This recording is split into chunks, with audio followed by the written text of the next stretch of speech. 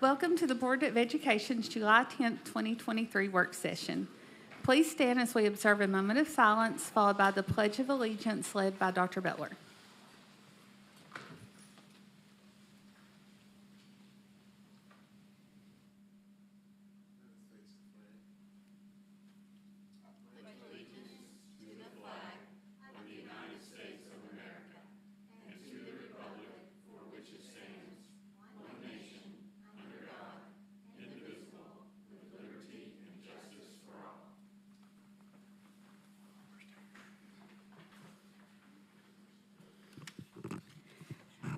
Thank you, Dr. Butler.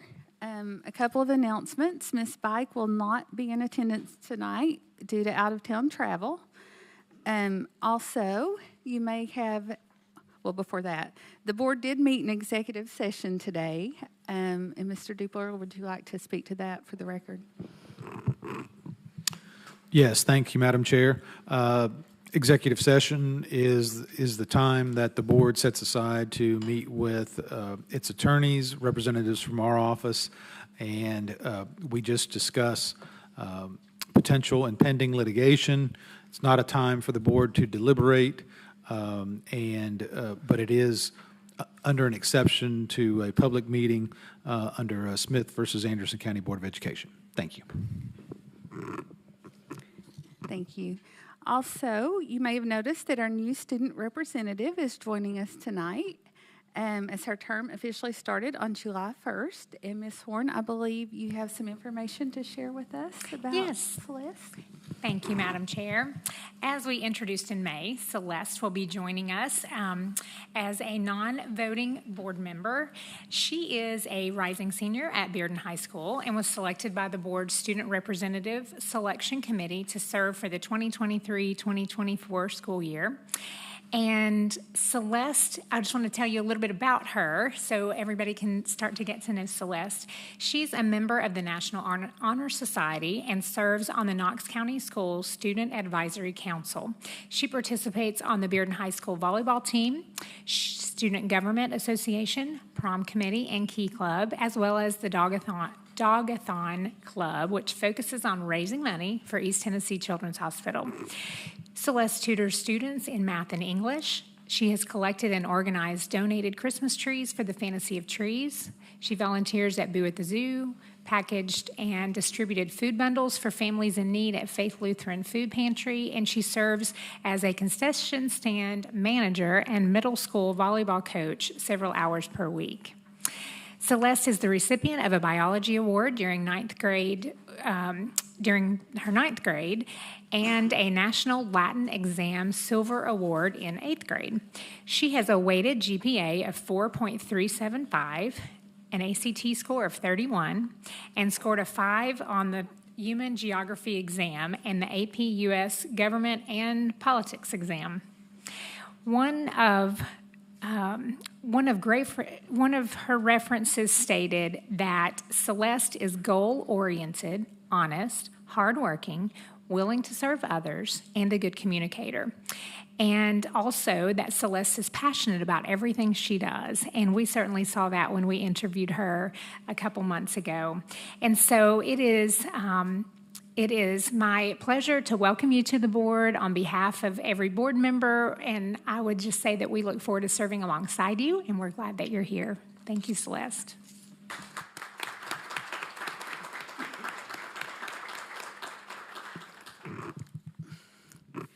Welcome, Celeste, and thank you, Ms. Horn, for sharing that.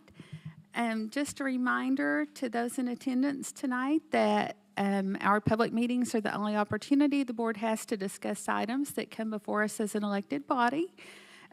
We're glad you chose to attend, but please note that elevated noise makes it difficult for us to hear each other, and sometimes it makes it difficult for you all to hear what we are saying. So if you do need to speak to your neighbor or something, we ask that you step outside to do so. And board members, please remember to speak into your microphones so that those here and at home can hear us as well. And with that, changes to the agenda. As discussed in executive session, I would like to add a discussion and possible action on joining the class action lawsuit with Volusia, is that right? Volusia County Schools at the end of our regular agenda. So are there any other requested changes? So we have a motion by Ms. Horn, a second by Reverend Butler. All in favor say aye. Aye. Any opposed? Motion carries. All right, and Superintendent Ricewick, I believe we have a special recognition tonight. Yes, ma'am, we do. Thank you, Madam Chair. At this time, I'd like to recognize someone very special. Ms. Ronnie Chandler has served public education and higher education for 45 years and has served as the Executive Director of Project Grad since 2014. On June 30th, Ms. Chandler officially retired, and we want to publicly thank her tonight. Before she comes to the podium to be recognized by the board, I'd like to make a few brief comments.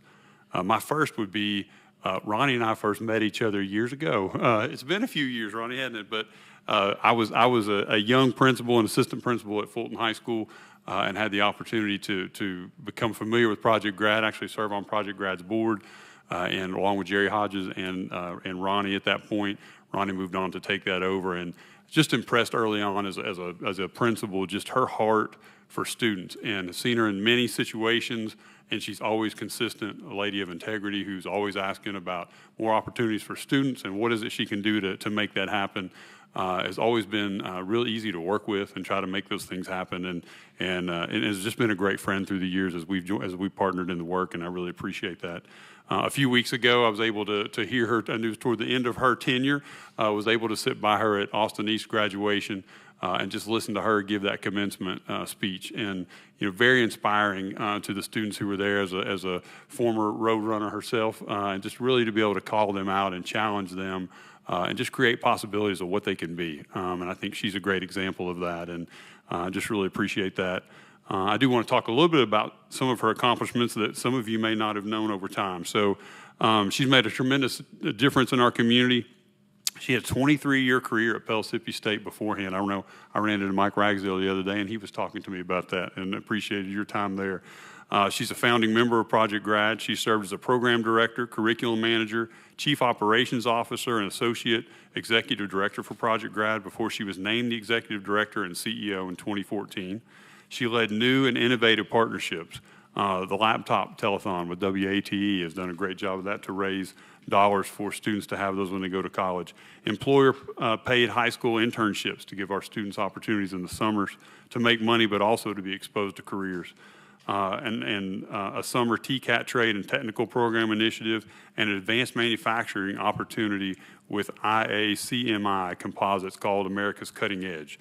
She's led Project Grad Summer Institutes. If you haven't not seen those or been part of those, it's a great opportunity for students who wouldn't have that opportunity to go stay either Pellissippi or UT and to spend time on that campus to acclimate for that. Has done a great job with that. She's led the Project Grad team through the completion of certified advisor credentials through the National College Attainment Network. She served and mentored and advocated for more than 2,100 Project Grad scholarship recipients and received numerous community awards and honors. As she comes to the podium, please join me in thanking Ms. Chandler for her lifetime of service to students, schools, and the mission of public education. And I think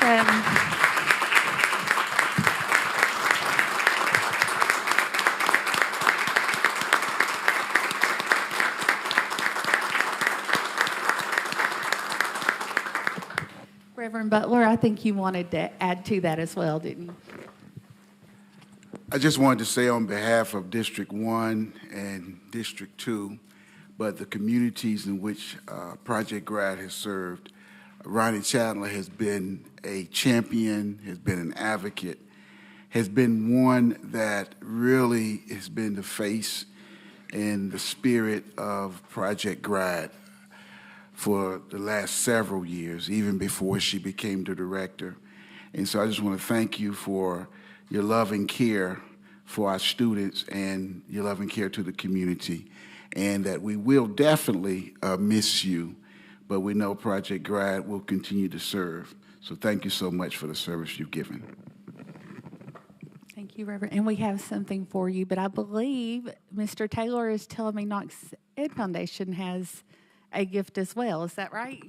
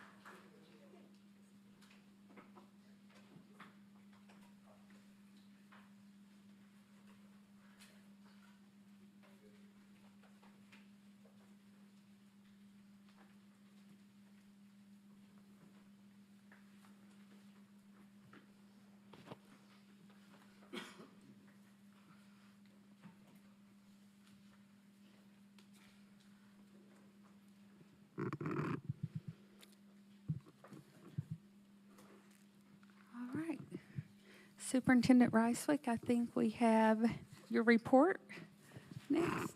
Yes, ma'am. Thank you, Madam Chair, members of the board. Our district summer learning, a few brief announcements today. Our district summer learning camps finished on June the 28th, and I want to say thank you to everyone who made that such a huge success.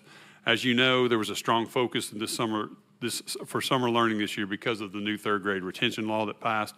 This did present some additional challenges, but our principals and district leaders did a tremendous job of working with families to help them understand the impact of this new law and to get them enrolled in the summer camps.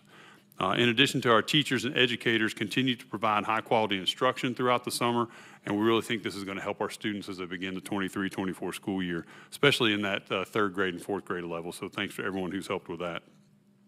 Speaking of the upcoming school year, you'll see it kind of, I think, on our whole staff, like we feel like we're back today. Like this week feels like it's live again. So speaking of the upcoming school year, I want to say thank you to our district principals who have been working hard to get ready. I want to welcome back our assistant principals who will return to the buildings tomorrow. These school leaders are critical for our mission, and we're grateful for all of their efforts. I'm also very excited that more than 400 teachers will be participating in our new Teacher Academy later this month. This is a great opportunity for educators who are starting their careers or who are getting a fresh start in Knox County to learn about what makes our district so special, and we're very excited to welcome them. Finally, I'm pleased to announce that Knox County Schools has received an important recognition. Earlier this year, we were named a finalist for the U.S. Department of Defense's Employer Support Freedom Award, which highlights employers that provide support to National Guard and Reserve employees. I'm very happy to report that KCS is one of the 15 organizations that will receive this Freedom Award. This is a great honor and reflects our strong commitment to the men and women who serve our country while also serving students. If you would, please join me in expressing our gratitude to the Guard and Reserve employees who are part of the KCS families.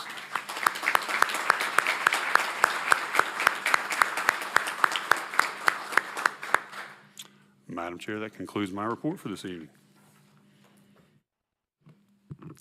Thank you. I think this next item is yours as well, Dr. Reiswick.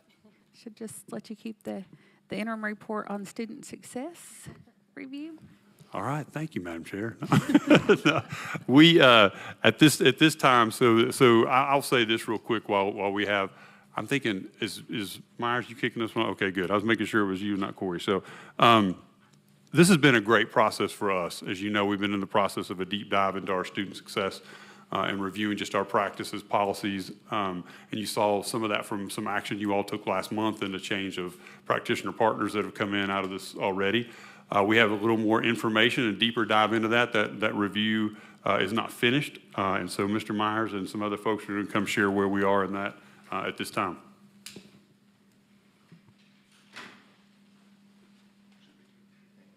Thank you, Madam Chair, members of the board, Superintendent Reiswick. As Dr. Reiswick said, this is really an interim report based on the information we've been able to gather so far in this process.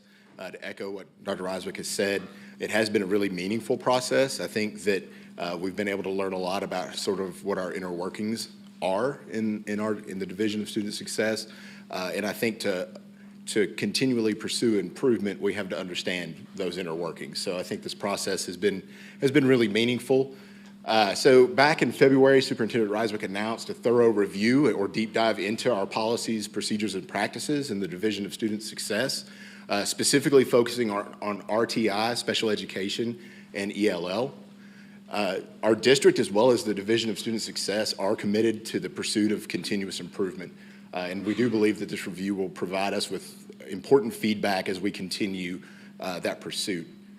To help us execute this project, we partnered with the Division of Strategy to help us develop a framework for stakeholder engagement and to gather input from families whose students qualify for services in RTI, ELL, and special education. So I'm going to let Corey come up to talk a little bit about the framework that we used.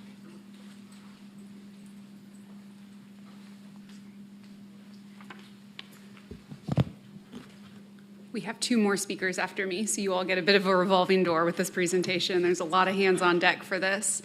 So, as you heard from Mr. Myers, the Student Success Deep Dive is a pretty expansive process that touches 3 different departments and a variety of workflows. And so when we sat down to think about what the pacing of this work needed to look like, we really needed to keep in mind that we wanted to build a framework that would not only provide time for sufficient stakeholder engagement and input from all of the families that we wanted to touch and reach out to as a part of this process, but also that we built a framework that allowed for iterative action. So it allowed for Mr. Myers and his team to take action in response to and to begin making changes in response to everything that we learned over the course of this project. So the framework you see on the screen in front of you is that framework that we developed. And as you can see, there are 3 independent work streams that contribute to this process. So in the green, you can see our response to intervention work stream. In the yellow, our special education work stream that includes 504s and IEPs, and the ELL work stream. And so if you look at those first 2 columns, the winter and the spring columns, you can see that for all 3 of these areas, we really followed the same process. That process began with family surveys that were sent out in the winter. They progressed into family focus group sessions in the spring, and then we really began to diverge based on the needs of each of these focus areas. So that divergence took place in the spring, beginning with special education and ELL, the educator input portal. So we'll tell you a little bit more about that in just a moment. And then it progressed into the summer. So if you look at the summer column, you can really see where we start to differentiate our approach. In the summer column for response to intervention, you can see that we're scheduled for a report on next steps for RTI. So you'll hear that from Ms. Jones here in just a moment, and I won't really say much more about that. But then you can see for special education, we're currently in the midst of engagement. So stakeholder engagement is still ongoing for special education. As many of you know, we have already convened a special education task force. That group is currently meeting and is going to continue to meet over the course of the summer with the intent of generating some recommendations and some kind of key findings to share with the Student Success Division and to share with the board in August. Once that report has been made, Mr. Myers and his team will compile that report and take a look at all the various sources of input that have been received over the course of this deep dive process, and then you'll hear a little bit more about their next steps in September. As we move into ELL, one of the things that we knew going into this work was that engaging with multilingual families was going to require an added layer of coordination and intentionality and planning, and so that's represented here as well. So you can see over the course of the summer and the fall, kind of early fall months, we've set aside some time to be really clear on what that planning was going to entail and how we were going to proceed with a deeper engagement process. So that work will take place in the fall. And then just like the first 2 work streams, you'll hear from Mr. Myers and his team around sort of some of those next steps in the ELL space as well. So that is the framework that we're operating out of, and that was a very long way of explaining one slide, but we'll continue to kind of circle back around as we proceed through each of those 3 work streams. And I said on this framework that we've already conducted some stakeholder engagement to date. So we've got family surveys, family focus groups, and educator input survey data, and we're going to go through 2 of those sources of input at a very high level, and then we're going to let you guys spend some time really digging into what we learned in those family focus group sessions. So to go very quickly over both our family surveys and our educator input portal data, and board members, I'll let you all know in front of you at your seats, you have a full report on both the family surveys and the educator input portal data, which is why we're not going to spend as much time on that today. We're going to leave a little bit more time for our friends from Ackerman to tell us about the family focus groups. But just to go very briefly through those family surveys, let's see, we received about 1,000 responses to the surveys that were sent out in the winter. And you can see what the breakdown of those responses was based on each survey category. We received a little over 550 to RTI, a little over 200 to ELL, and just shy of 400 responses to special education. And these family surveys were very high-level surveys that were really just intended to provide kind of an initial baseline analysis, an initial capture of the parent and caregiver experience as it relates to RTI, special education, and ELL. And the idea there was that this could be then provided to each of our subsequent areas of engagement and focus as kind of a jumping off point. So this was intended to be, again, very high level and something that would create an opportunity for us to dig in a little deeper at every subsequent engagement point. So in the report that you all have, you have some key findings that go above and beyond what's pictured on this slide. What I chose to feature on this slide were the 3 areas in which we had the highest concentration of disagreement from participants. So the way the family focus groups were set up, families were given a series of statements that they had an opportunity to either agree with, disagree with, strongly agree with, or strongly disagree with. And then we generated some findings based on each of those responses. So what you see here in orange are the combined percent of respondents who either disagreed or strongly disagreed with each of those italicized statements. And then in the blue, you see kind of some of those key findings that were derived from those responses. So those are our assumptions based on what we see in the responses.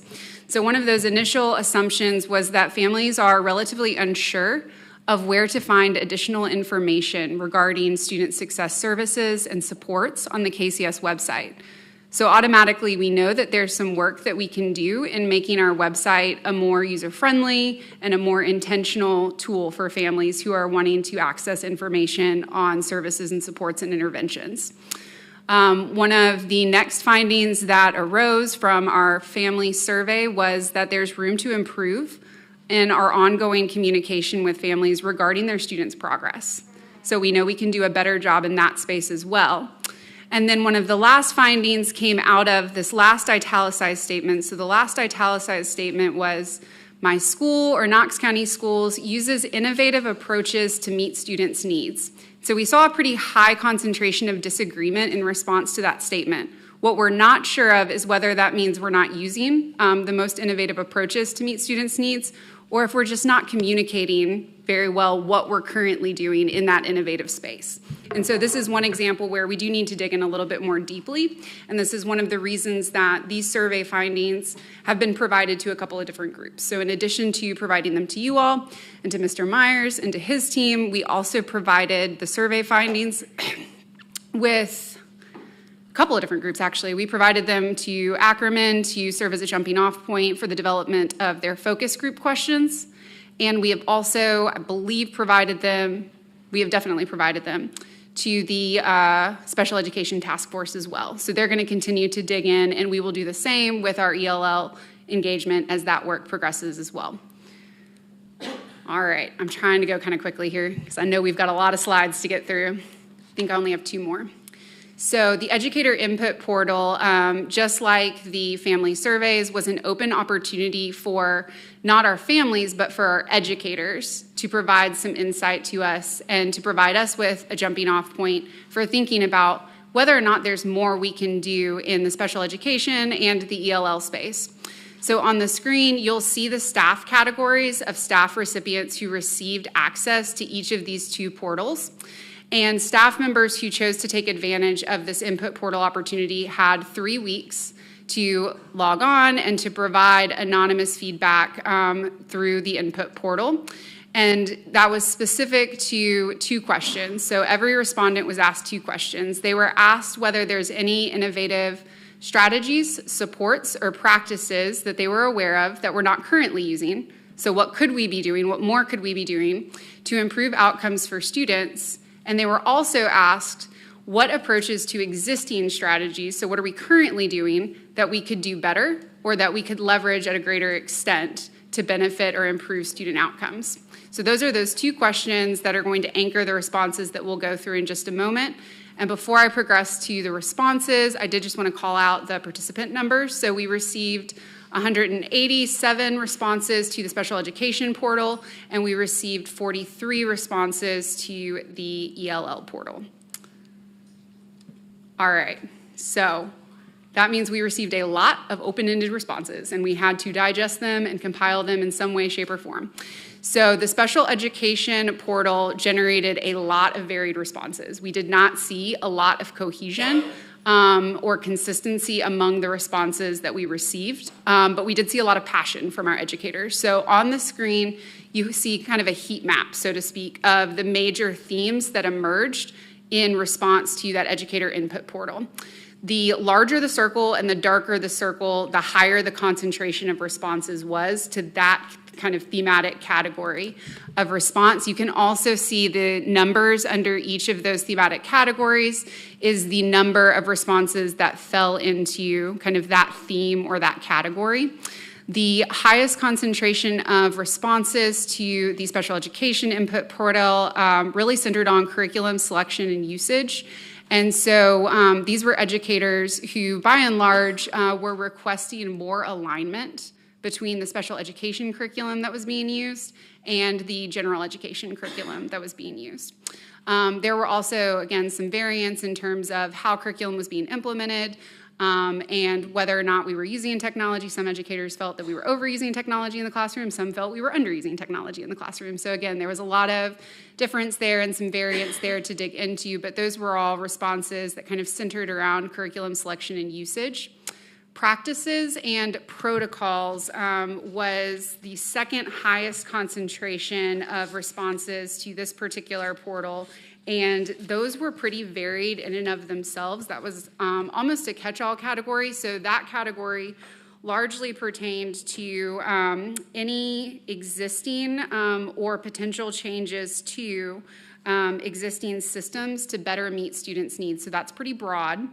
But some of the themes that emerged within that particular category included increasing opportunities for shared planning time between special education and general education teachers, increasing the number of district-level facilitators or mentors to provide additional support to teachers, and rethinking master schedules to allow for more time in small group instruction. So again, you can see that even within kind of these higher concentration categories, we still received a pretty high degree of variance. And I won't go, again, too in-depth, but the report that you all have in front of you does explore some of those major themes a little bit more thoroughly. And for the sake of time, I'm going to hop over here to the ELL input portal responses. And as you can see, while we did receive fewer responses to this particular portal, the responses we received were less varied in nature. So there was more cohesion in response to this survey. The highest concentration of responses here really centered around staff supports. And so that included everything from staff wanting to feel more included at their schools to wanting more opportunities for collaboration with their broader school communities. And requests of more direct coaching support from their facilitators that support them on a daily basis.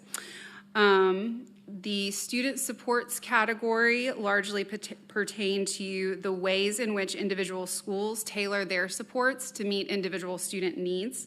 So this included everything from modified classes for students with limited or interrupted education, to having on-site interpreters to help students who are learning English better navigate the school environment. The third highest concentration of responses, I keep thinking this is a pointer and it's not. The third highest concentration of responses was curriculum usage. Again, this emerged here, but it emerged in a slightly different way here. So this was actually a more varied subset than the rest as far as ELL goes. The request here was to explore additional programs or types of curricula that could better benefit students, but there wasn't a lot of cohesion between individual responses in terms of which program or what curriculum was being suggested. And then family supports largely focused on looking for more opportunities for schools to better engage families in supporting both their students and themselves in supporting students along their educational journey. And the majority of those responses centered around requests for additional or increased interpretation or translation services at the school level. And the final category, class size, there is exactly what you think it might be. And so those were responses that requested that we look into finding ways to lower class sizes to provide for more individualized learning environments for students with very different needs. And so I'm going to take a deep breath and pause because I just covered probably 60 pages worth of information, about 5 slides. But we have some really great visitors here with us today that I want you all to have an opportunity to hear from. If you have any questions, please don't hesitate to reach out. And again, know that each of the surveys that was covered today is really just considered kind of foundation building and is intended to be provided as one source of input that is built upon over the course of this engagement process. You're going to continue to hear these themes iterated again and again. This won't be the last time that you hear this information. So with that, I'm going to turn it over to, I think, Chris and Bethany both from Ackerman Marketing and PR, and they're going to tell you a little bit about what they learned over the course of those family focus group sessions. I have a clicker for you. I have a clicker, thank you. Thank you, sir. Hello. So we moved into the qualitative process, and we introduced the topic in different settings, different places. So we were charged with identifying whether parents and guardians of students receiving special education services feel informed and supported, feel included in their students' educational journey, and feel their students are benefiting from the specialized services they're receiving. Our methodology, we did evening sessions over the first 2 weeks of May. There were separate groups for each of the three groups. They were held at Fulton High School, Central High School, Carnes, and Bearden, and then we also did one virtual session. All the participants were recruited by KCS staff. In total, we had 40 parents participate. The key themes, number 1, communication. It's either too noisy or radio silence, or somewhere in the middle. It was really interesting. So out of this, there appeared to be a need for singular points of communication, less noise, because so much comes in so many different ways that there was confusion as to what even to pay attention to. So there needs to be consistent, frequent, and clear communication, and this was true with all 3 groups. Currently, there are too many ways to communicate with parents, and it's really left to the discretion of those who are doing the communication outbound. And so whatever they're comfortable with, however they want to do it, is what's happening. But the problem is, as students move through the process, different teachers from different grades, just from grade to grade, school to school, and throughout the system, there's no consistency. It happens in different ways. You've already heard the next one. We can reiterate that the website is either unknown, hard to navigate, or it's missing information. So currently, in its current state, it's ineffective. The ESL, ELL parents always need to be able to understand any communication from the school, no matter the form of the communication or the setting. So things should be available in English and Spanish, or available in other ways to have so many times the parents said they're relying on either the student to help them understand or other parents that might help them if they found such a mentor to do that. SPED and RTI parents desire more than just an occasional update. Again, some inconsistency there. They expressed the need for more in-depth communication with greater consistency. Sometimes they just felt there was cursory response or cursory communication if it existed at all. Those same parents need more information at the onset, so there was many expressed going into the process not fully understanding. They also did recognize that someone may have had the opportunity to chat with them and talk with them to really lay out what that meant, but they might not have been in a state to hear exactly what that was, and it was never communicated again. So they're unsure of what it looks like for their child going forward and what that means to the child and to the parent. Theme number 2, accountability. There is a need to remove the complexity, need to set standards of performance and holding them accountable. When I say them, it's both staff as well as parents and teachers, parents and students. and hold them accountable at the highest level. Set realistic goals and report cards with teacher and team accountability for achieving those goals. Often students, we were told, are on track, and they hear it all through the year. They're on track, but then right at the end, with maybe weeks to go, they hear, oh, student's not going to achieve that goal. And they felt that why didn't they hear their progress wasn't being made earlier than basically too late to do anything about it. So parents are frustrated and confused over a perceived lack of rigor when it comes to regular evaluation of goal progress and attainment, and then suggest that they hold the student accountable to do the hard work and achieve results, not just doing things to check a box. And we heard also often that students may have been given just some very simple task that didn't seem to be part of any lesson plan or goal plan, just to keep busy. Number 3, consistency across the district. Kind of alluded to this a moment ago. There's a desire for consistent communication, commitment of the staff, and application of the intent of any of the 3 services. Again, there are sparks of greatness and no sparks at other levels, just inconsistent across the system.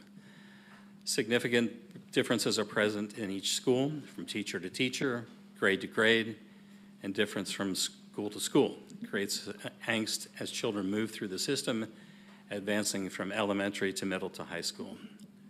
The lack of clarity and consistency allows parents to develop mismanaged expectations related to how progress and activities should be administered, intellectually and logistically.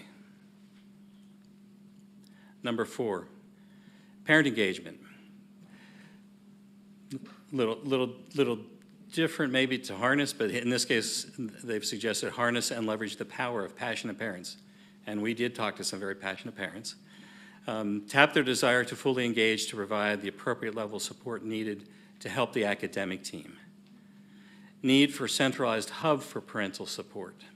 A place for parents to go and get resources to support their child from home.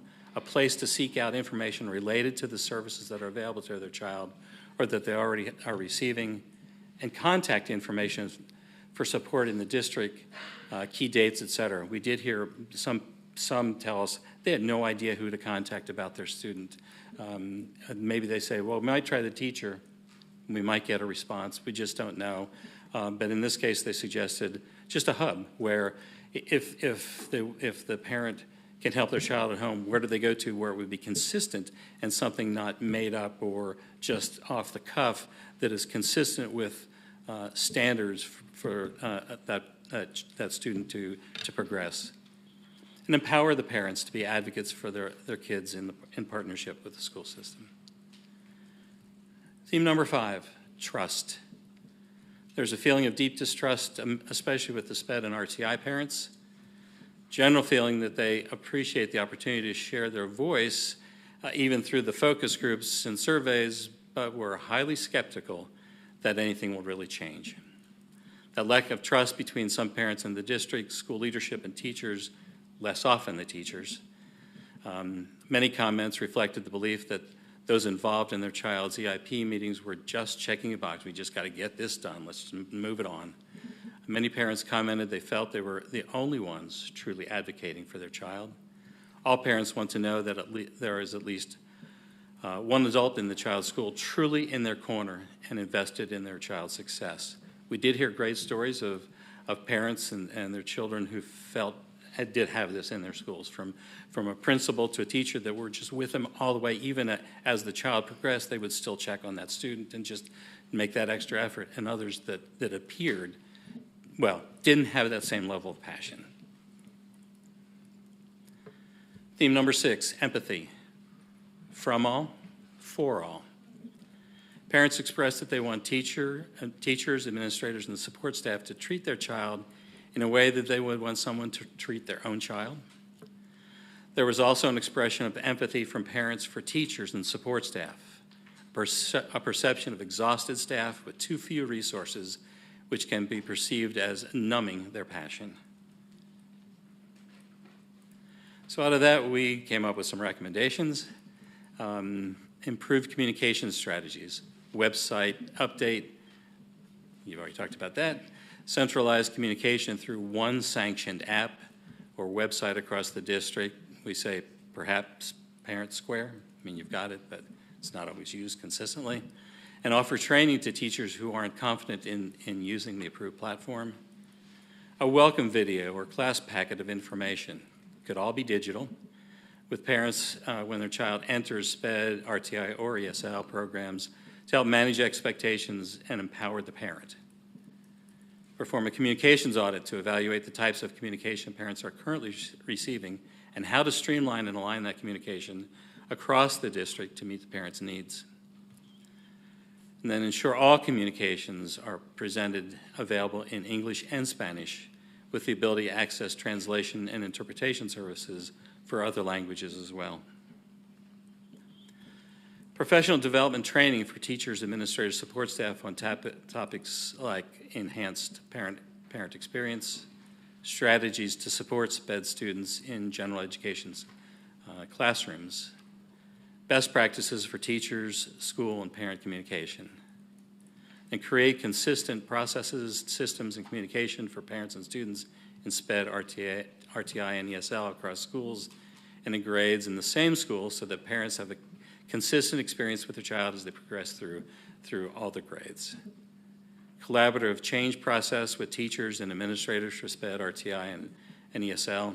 Include teachers, administrators, and support staff in any changes so they feel they have a voice, which will create buy-in and make the execution of changes easier for teachers and to implement and to accept. Develop resource portals that could provide the best material that can be tapped by parents, teachers, and subs, staff and therapists to a single app that's available in multiple languages and is used uniformly by everyone. Establish or promote, if they already exist, parent groups that can help other parents navigate the complexities of the system and the challenges each parent and child faces. And then this last thought really kind of summed up much of the discussion. This is a quote from one of the parents. "I truly believe that if everyone viewed all children with disabilities, ESL and RTI needs as their own child and were willing to work together to ensure their success, to brainstorm ways to help these kids improve, we would all be better. This includes communication, accommodations, and adding staff." And I turn it over to you.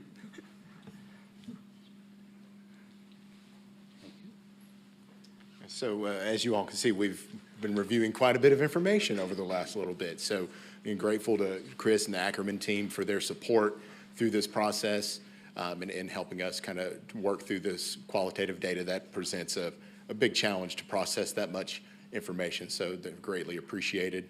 As Corey mentioned during her part, this is still an ongoing process. This was, again, intended to be sort of an update. So the upcoming next steps is that the Board of Ed will get updated from the special ed task force in the August meeting, followed by a report out from the special ed department in our September meeting. And then we will continue to work to engage more deeply with our EL families. At this point, to tell you all a little bit more about some of the work that's going to be going on and moving forward in the intervention space in the next school year, I'm going to bring Alicia Jones up. She's our Director of Student Supports.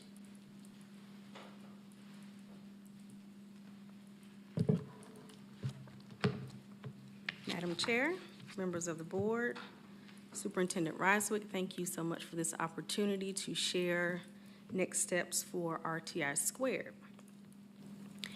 In starting to talk about interventions, we want to focus on the KCS priority excellence in foundational skills.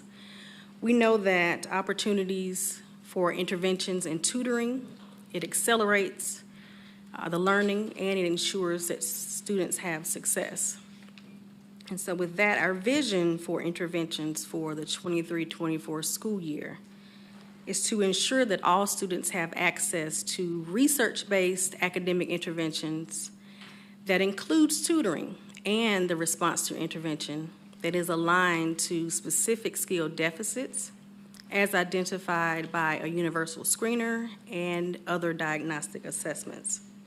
And so for the year 23-24, tutoring will move from the academics division into the Student Success Division under the Student Supports Department. And this will give us the opportunity to provide a response to instruction and intervention. When we talk about alignment of interventions under the Department of Student Supports, the KCS intervention model that creates that alignment with all interventions provided that builds a cohesive academic support system, it includes tutoring as the structure for small group instruction beyond core literacy and instruction, and it includes RTI squared as the process to guide that change in student academic support. So with moving tutoring to the Student Supports Department out of academics, it gives us the opportunity to align all of these interventions and to utilize our entire portfolio of supports for students.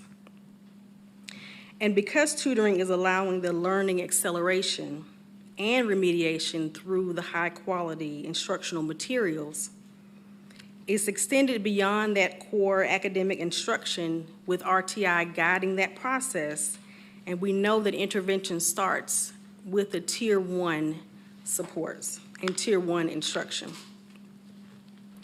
So this will be implemented the same as it is now in terms of our universal screener. We will still continue to provide the universal screener 3 times per year. That information will be reviewed along with other data sources, and this will allow the students to be placed in the interventions that will best meet their specific needs. These resources will be aligned to ensure the students are in the right intervention, and we've met with principals to design a schedule that extends the core extension time by 15 minutes, which gives us a 45-minute intervention block starting out in Region 5 for 23-24 school year, with the plan to expand to all schools in the following years.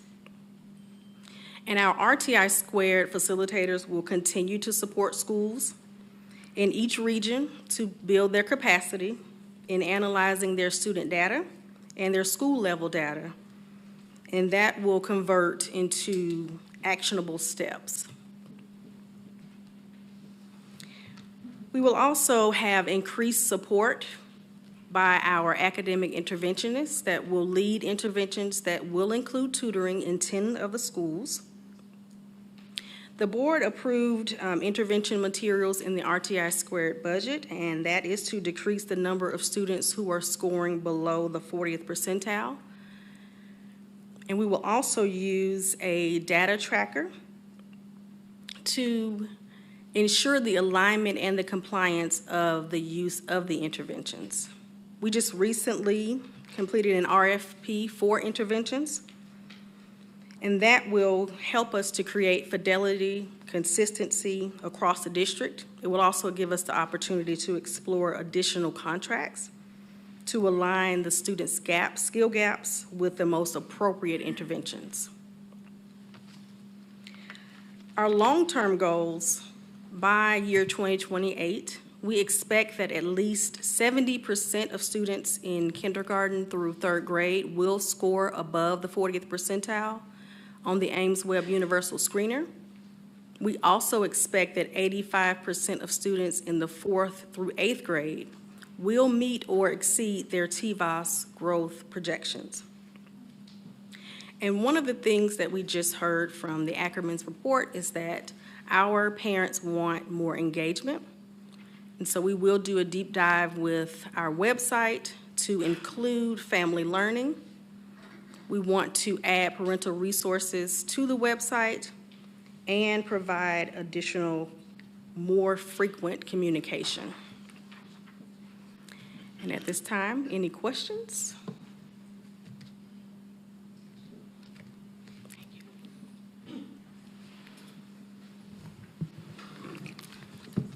So does anyone have any questions or discussion? Thank you for that.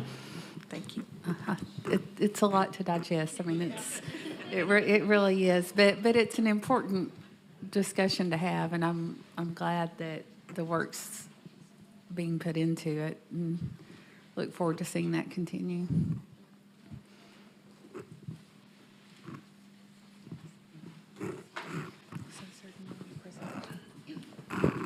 Thank you. I just want to say real quick, thanks to the folks at Ackerman. I know, when we said we were going to do a deep dive into this, we were serious about it. I think you've seen from the amount of documentation and input and things that are there, but I think that's added a great approach for us to actually be able to hear straight from parents, and I think for us it was great that it wasn't us on the other end asking the questions. I think what we heard a lot of feedback too, to have someone that they could have that they could trust and have that third party to be able to ask those. So I think that's given us some really good feedback, and I think there are some great themes from this work, from both what Corey was pulling out and what your all's work was too.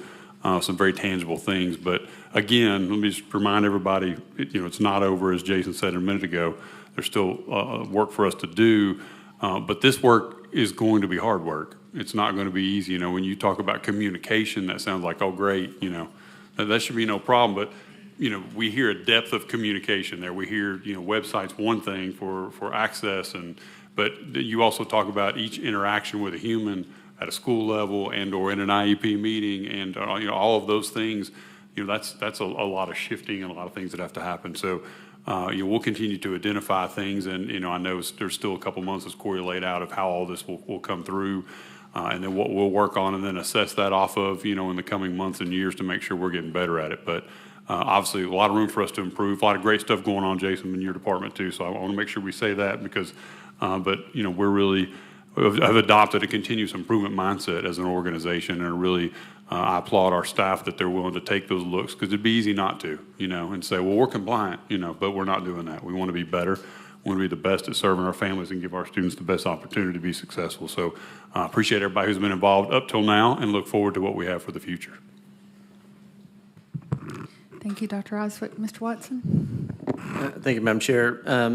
Dr. Weiser, just to echo those comments, from a board member's perspective, I really appreciate the continuous improvement mindset. I mean, we've all been in spaces in our lives where that's not been the mindset, and often there's high levels of frustrations in those situations. But there can also be frustration when you are in that continuous improvement mindset, because sometimes we do grow comfortable and and because it's sometimes just easier. And I appreciate us as a district being willing to take the hard look, and appreciate Mr. Myers, you and your team doing that, and the partners that we've had in that effort. Also really appreciate the attention to engage our families and our educators through the process. I did have just one question, and it was back with Corey's slides. I'm curious, what was the thought around not having the educator input portal for the RTI work specifically?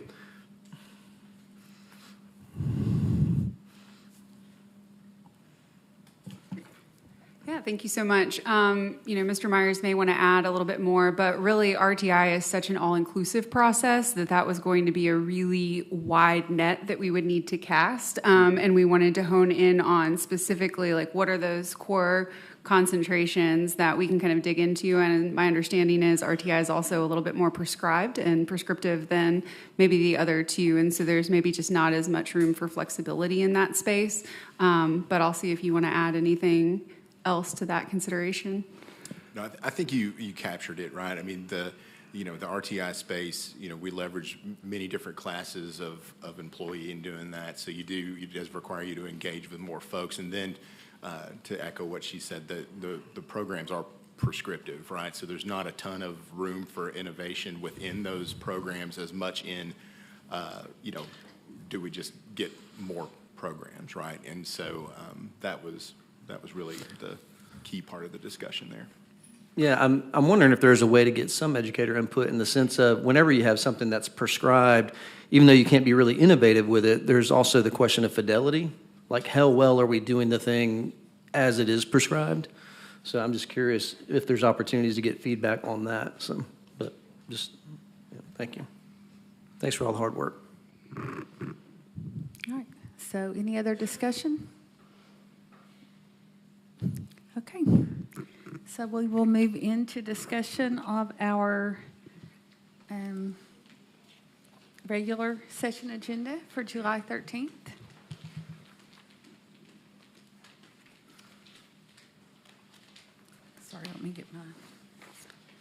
much stuff.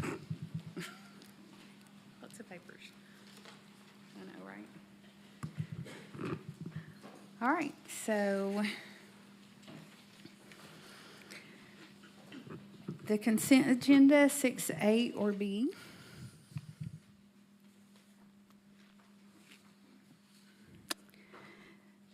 C, items and contracts, 1 or 2. Mr. Dupler. Thank you, Madam Chair. On number 1, I just wanted to explain a little bit about that. I've worked with Lucas Arnold, who is the attorney for Mr. Huff, on this particular item. This is an existing easement that was there for a property adjacent to the campus at Powell High School. It is, I believe it's Mr. Huff's intent to operate a business and improve the parking there. This went through Dr. Adams' department as well, and there was, I think the consensus was it's certainly not harming the school system, and it would be a benefit to Mr. Huff, and I think Mr. Triplett was involved as well. So just wanted to explain a little bit more about that. And if anybody has anything to add, and I think Mr. Arnold's here. Yeah, so he's here if you all have any other more specific questions. Thank you, Mr. Dupler. Ms. Owen? Thank you, Madam Chair. To help me understand this, I'm going to put it in the most simplistic terms I think I can. It looks to me, from looking at it from like a Google Earth perspective, that we are using part of his yard right now as kind of parking and turnaround and that kind of thing. And if I understand this correctly, this is simply an agreement for when he turns it into a parking lot that we could continue doing that? So it's my understanding he'll be utilizing that parking lot for his business.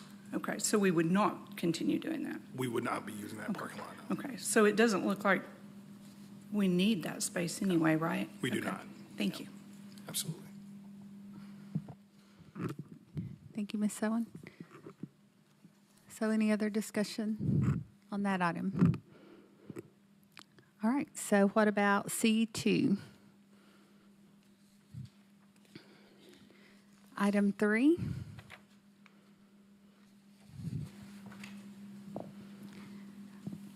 Items 4 or 5? Oh, sorry. Sorry, I actually missed 2. I have a similar question about 2. It looks to me like this is an agreement with ourselves. Since we are the provider and we are the, do I understand that correctly? Sort of an agreement with the division of ourselves? Ms. Himmelgarn? Madam Chair, Ms. Owen, yes, it's an agreement between Knox County Schools and the Knox County Schools EPP. Okay, thank you. And these are required by the state, even though it looks kind of weird like that. I mean, occasionally we have MOUs between the county and Knox County Schools. Again, it looks funny, but I mean, there's reasoning for it. Yeah. I wanted to make sure I didn't miss anything there. Thank you. All right. 3 or 4? Ms. Horn? Thank you, Madam Chair. I had a question for Mr. Dupler on number 4. It looks like you have not signed this form agreement. Can you just talk about this agreement a little bit? Yes, I'd be happy to. Thank you, Ms. Horn. And I think, and you and I had spoke briefly. I mean, I think not only 4, but I think you had a question about 8 and 9 as well. But I can certainly focus on 4 at this point. So this is something that Brian Brown, District Athletic Director, has been working on as well. And yeah, he's here and he can answer some more specific questions if you all have them. But it's my understanding that the high schools particularly, and then some other middle schools perhaps, but the high schools in our district all use this huddle technology. It's a camera system, but it's also a statistical data system that's used for various sports. So it crosses all sexes and sports, runs the gambit from football, volleyball, you name it. And the schools are using it in varying degrees. Some of them are using it quite a bit, some of them not quite as much. But the problem is that we didn't have a set agreement with Huddle, and Agile Sports Technologies is the actual company, but I mean, they go by Huddle. And we needed something in place so that our schools could use the technology and that they were all on the same playing field, to use a bad pun. So we got these agreements from Huddle for this year. I didn't sign it because it's not in the Knox County preferred format, but at the same time, it's not in a form that I would necessarily object to. So the board is certainly welcome to sign off on this. This is a plan to get the district through this year. Next year, we would like to get more preferred language and make it even more accessible and available to our schools. So that's that. Mr. Brown, would you like to, I see you standing there, add anything to this? So it is a software technology and evaluation tool that 13 high schools are using. Like he said, some very extensively. 6, to be exact, have cameras set up, but another 6 would jump on this tomorrow or Friday after the board meeting to improve their services with that. It's something that's been going on for actually 2 or 3 years, trying to get to this point. So do you have any questions about the services? Well, that's what I would just ask. If it has, so it's already been in use and it's been going well, and so you've been happy with it? Yes. Okay, thank you. Thank you. Is there any other discussion on that item? All right, so item 5. 6 or 7. And item 8, Mr. Dupler. Yes, thank you, Madam Chair. And again, Ms. Horn had questions about 8 and 9. Again, so these aren't, we've seen these before, particularly from MTI, Music Theater International. They don't agree to our preferred terms, but then we usually come down on some terms that are more what I would call neutral. So my office can't sign off on them, but the board often approves these types of things to provide this opportunity to the students involved. But the students and parents involved just need to understand that that these aren't preferred terms, and do these types of things at your own risk. So.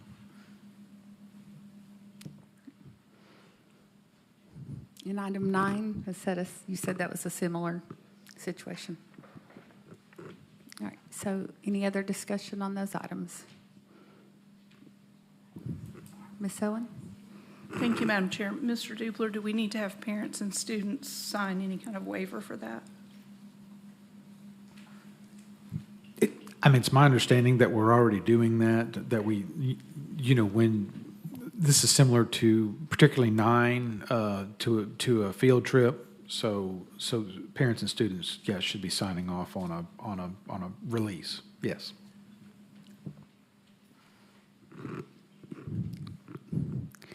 Items 10 or 11.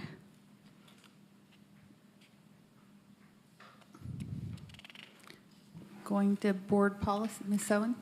Thank you, Madam Chair. So I'm looking at number 11, the request for South Doyle to purchase and install a sound system in the school's auditorium. My question is, why is this at a cost to the Chorus Booster Club rather than a cost to Knox County Schools? It seems like a sound system in the auditorium should be a capital expense. Dr. Adams? Thank you, Madam Chair, Ms. Owen. Basically, when we do look at this on the capital plan, that's something that we would add to the capital plan. This is something that was a donation that they wanted to do for the school, and so we could certainly look at that for the capital plan, but from my understanding, this was a donation that they wanted to get done and expedite the process fairly quickly. Okay, thank you. Yes, ma'am. I believe this is, I think that was part of the issue is if when you add it, then you get on that list and it's desperately needed now. So, and they did have a pretty generous donation come through for specifically this item. All right, so moving on to board policy 7A. 7B.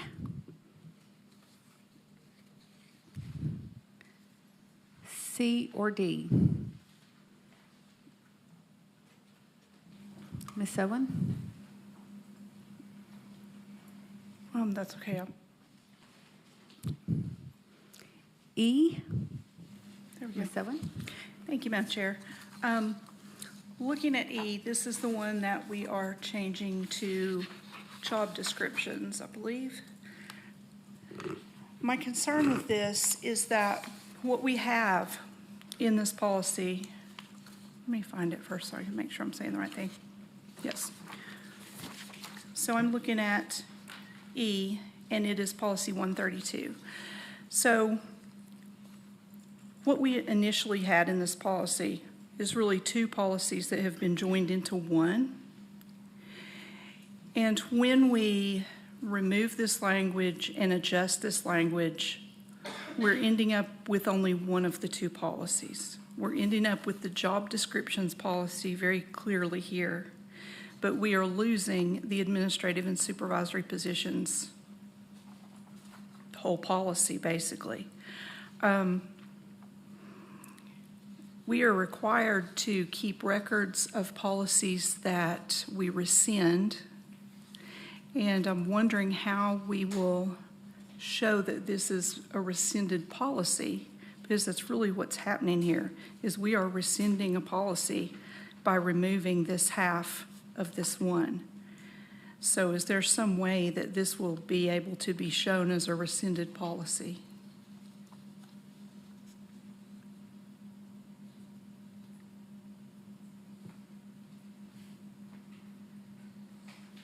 In other words, it might behoove us to split this into two first and then do that.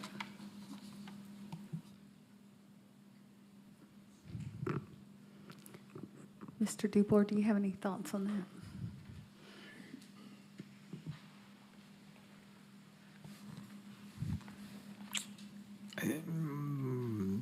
I mean, if the board agrees that,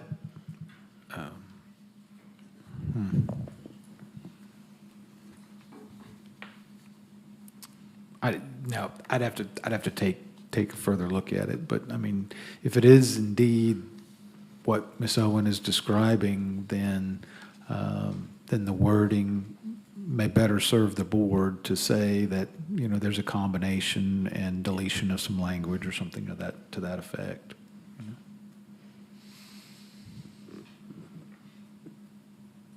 So say that. We're talking about E, correct? Yes. Yeah. Like a motion when it's approved or Yeah, so it's denied or already been voted on? approved once. I Right. mean, you know, this is a second reading, but what I understand Ms. Owen's question is that she just wants the record to be accurate as to what's happening with the policy.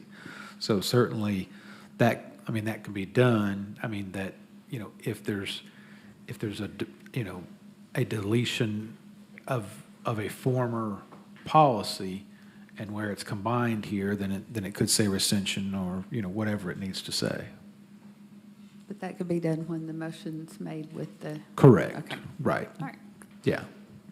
At the second reading, yes. Okay. So the reason I asked this question, and there's a recent statutory change that brought this to my attention, where we used to be required to keep all of these in the school libraries, and we were required to keep records of all of the rescinded policies, I believe, in our school libraries. We are now just required to have them available in the office. So that is why I question how this will be shown as a rescinded policy. I think if we don't show it as a rescinded policy, it comes back to that trust issue that we've already had once this evening. It's just changing all of the language around and pulling out one. It's almost hidden, basically. It's a subversive way to rescind a policy. So I think there needs to be some way to show that we have rescinded this policy on administrative and supervisory positions and qualifications. We haven't just changed some language to call it job descriptions. In most policy handbooks, these are two completely different policies. And I think, I haven't done this yet, but I think if we went back and looked, we would find that this was initially two policies. It was joined together, and what we are doing is essentially rescinding one of them and keeping the other. Ms. Coatney, did you want to? Thank you, Madam Chair. Ms. Owen is correct. So normally when the board rescinds a policy, I would keep a record in the board office of that policy that was rescinded, and it would be deleted from the policy manual. The way that this one is being done is we would actually take policy C-132, change it to descriptor code G-181.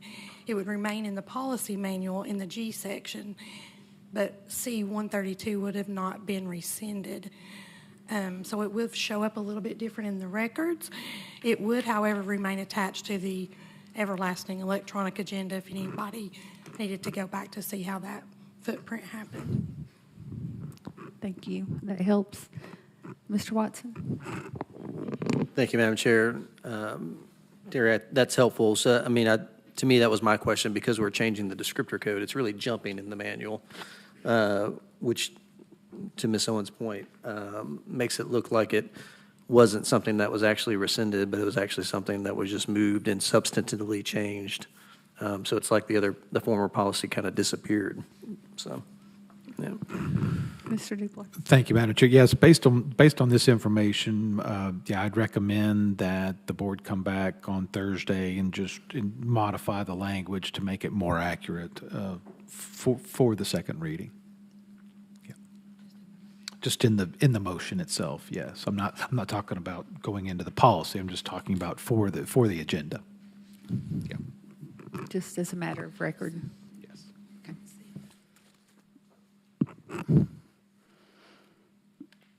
All right. So is there any other discussion on that item? Moving on to item F.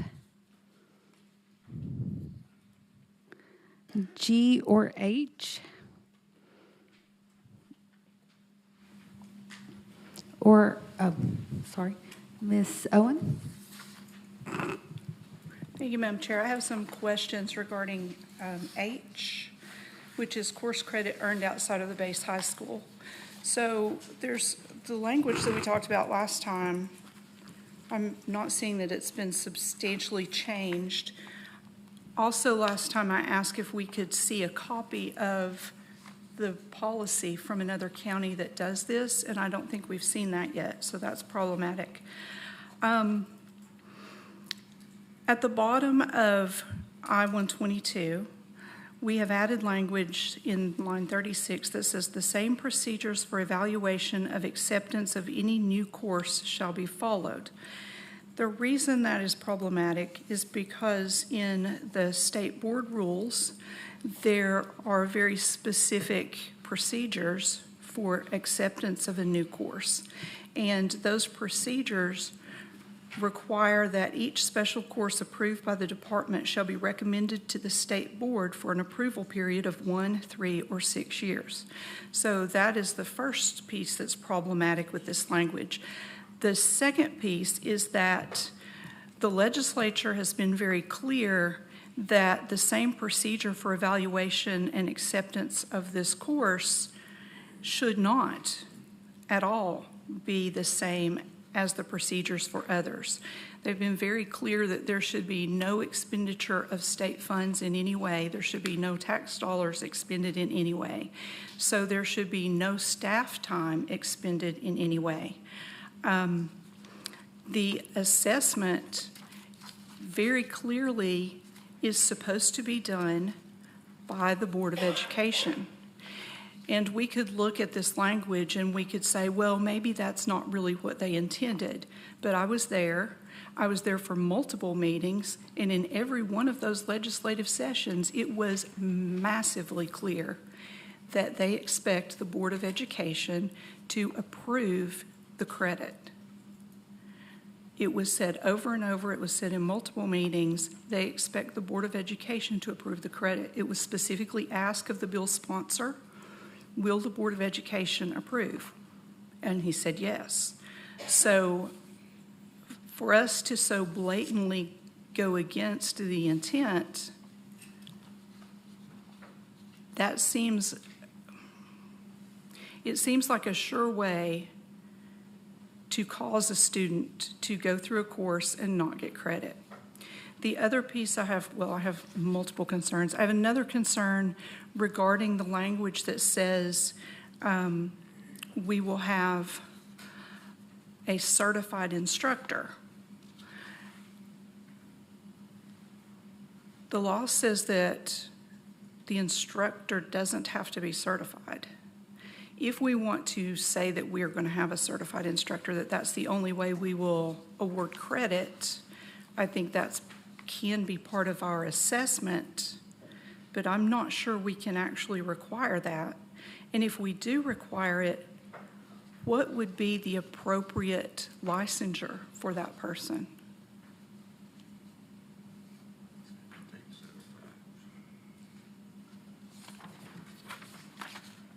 Does anyone know what the appropriate licensure would be? Because, right, Tennessee State Certified. So if we're talking about a religious moral instruction course, the way I'm reading this, since I'm certified to teach high school students, I would be more qualified to teach this than Reverend Butler, and that seems wrong in every possible way. So I don't think we can say that we are going to require a certification if we don't know what the certification would be. It says with the relevant endorsement, but it doesn't say what that endorsement should be, what the certification should be. The last problem that I see on this page is that it says principal permission shall be granted if the course is approved by KCS curriculum supervisors. Curriculum supervisors are nowhere in this law, and it may take me a second to find it, but I believe it very clearly says that the principal has the authority to approve. Yes, it does. Oh, that's for excuse. Never mind. It says that, let me back up to the licensure. Instructors of release time courses are not required to be licensed or certified pursuant to Chapter 5 of this title. Instructors and other employees of the release time courses shall be hired by the independent entity. It says that release time courses shall coincide with school class schedules. So if we have curriculum supervisors who have approved a course and that course does not coincide with the school class schedule, this policy requires the principal to somehow grant permission, and that's not possible.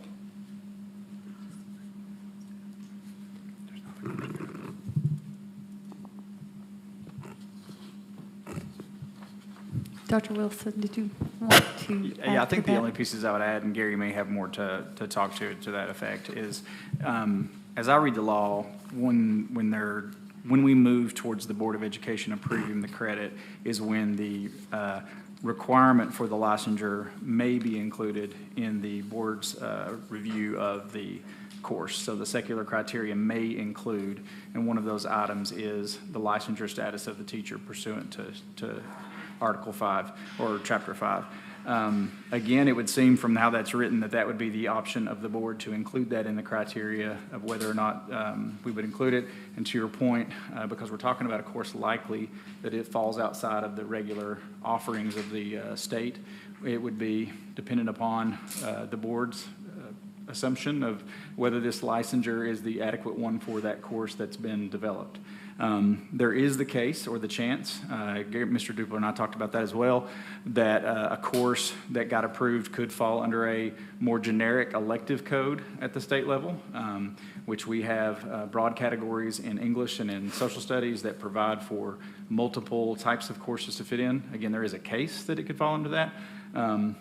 That would be up to the state to decide, I would assume. And again, we're on the very, very front end of this process, trying to imagine what that process to go through would look like.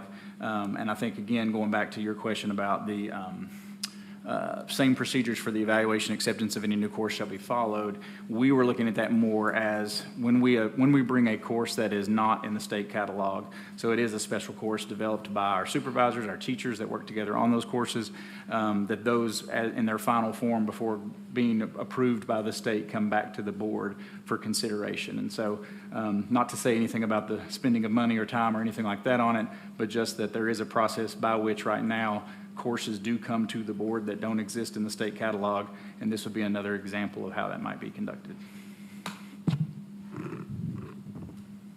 Thank you, Dr. Wilson. Was Ms. Owen? I think it's, so the issue here is that we have nothing in this policy that says anything about it coming back to the board. The law says that's what's required, but the policy doesn't have that anywhere here. And if we're looking at whatever the regular course is, that's certainly unclear.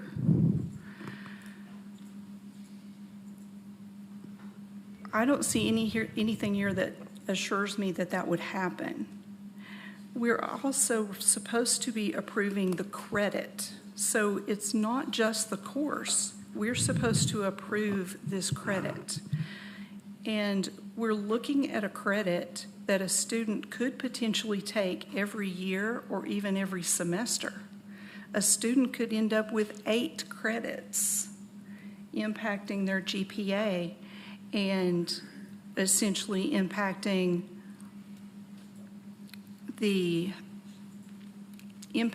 how our GPAs look coming from Knox County schools. And we have requirements that we aren't defining at all. When we're looking at relevant endorsements, I would expect us to know what those endorsements are before we consider approving a policy to give credit in a course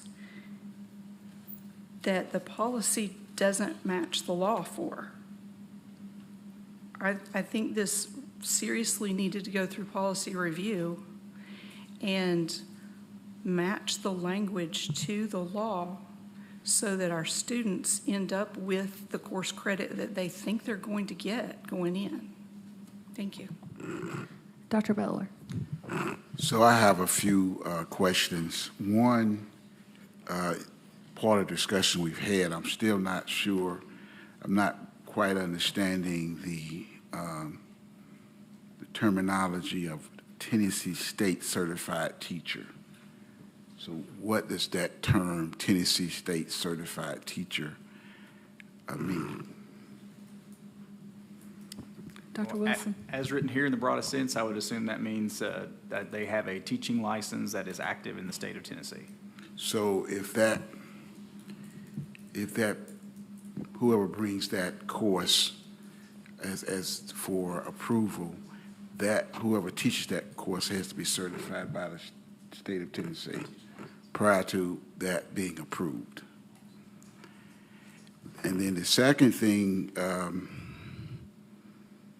that I had the concern about, and Ms. Horn, I did see an email that you sent to someone, and it talked about 3 things that needed to be done was parental permission for student participation has been given, program instruction takes place off school grounds, and no government funding is used.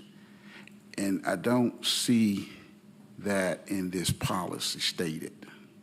And I think if that's the case, we need to state that in the policy, if that's what's required.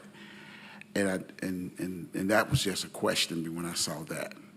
The third thing I had a question about, the law that we're speaking to, we have to have a policy for. That is my understanding. So we have to have a policy for this law. And so I'm not trying to argue the law, but I do think one of the concerns I have is that, and since I've been on the board, we've had a lot of discussion about what things we think our kids should get and what things we think our kids shouldn't get. And I know this is one of those things that when a parent approves it, the parent is saying, I'm deciding what's best for my kid and what's not, and I'm good for that. But that means that whoever brings a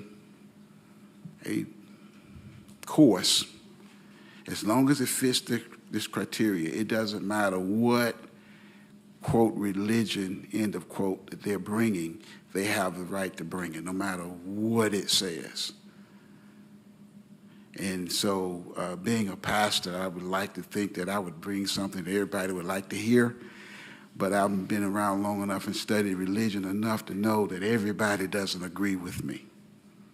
And so I may not agree with everybody else, but with this, I think we need to make sure that we have a policy that's going to hold the test of just people just can't bring anything. Now, of course, once again, parents have, I think it's very important that parents' permission is in the policy so that sometimes someone can bring something that looks good to our students, but as parents, we know it's not good for them. And so those are my concerns. Ms. Horn. Thank you, Madam Chair. Well, Reverend Butler, a couple of the things that you mentioned, the three pieces that would be in an MOU, if an entity wanted to establish some sort of off-campus class, they would bring us an MOU. So it's not part of this policy because this policy is simply regarding credit, them receiving credit. So I think those things would be addressed in an MOU. So if an entity wanted to offer a class, they would present the board with an MOU that talked about parental consent, that it would be held off-site, and whatever, I can't remember what the other thing was, but no government funding. So I think that my assumption would be that those would be in the MOU, and I don't know, we could get Mr. Dupler's opinion on whether it needs to be here, but in this particular policy, it's just about accepting credit. So that's what this policy is, and so I don't think it would necessarily be appropriate for it here because of this policy. To Ms. Owen's point, my understanding was that it did need to be a certified teacher. If it does not need to be a certified teacher, then I think we need to take that off because I totally agree. I think if that is not specified in the law, then we need to change that so that it matches the law. No doubt at all. My assumption, and I don't know enough about the process, Dr. Wilson would have to weigh in on that, regarding the school system. Basically, the school system would not be approving the curriculum.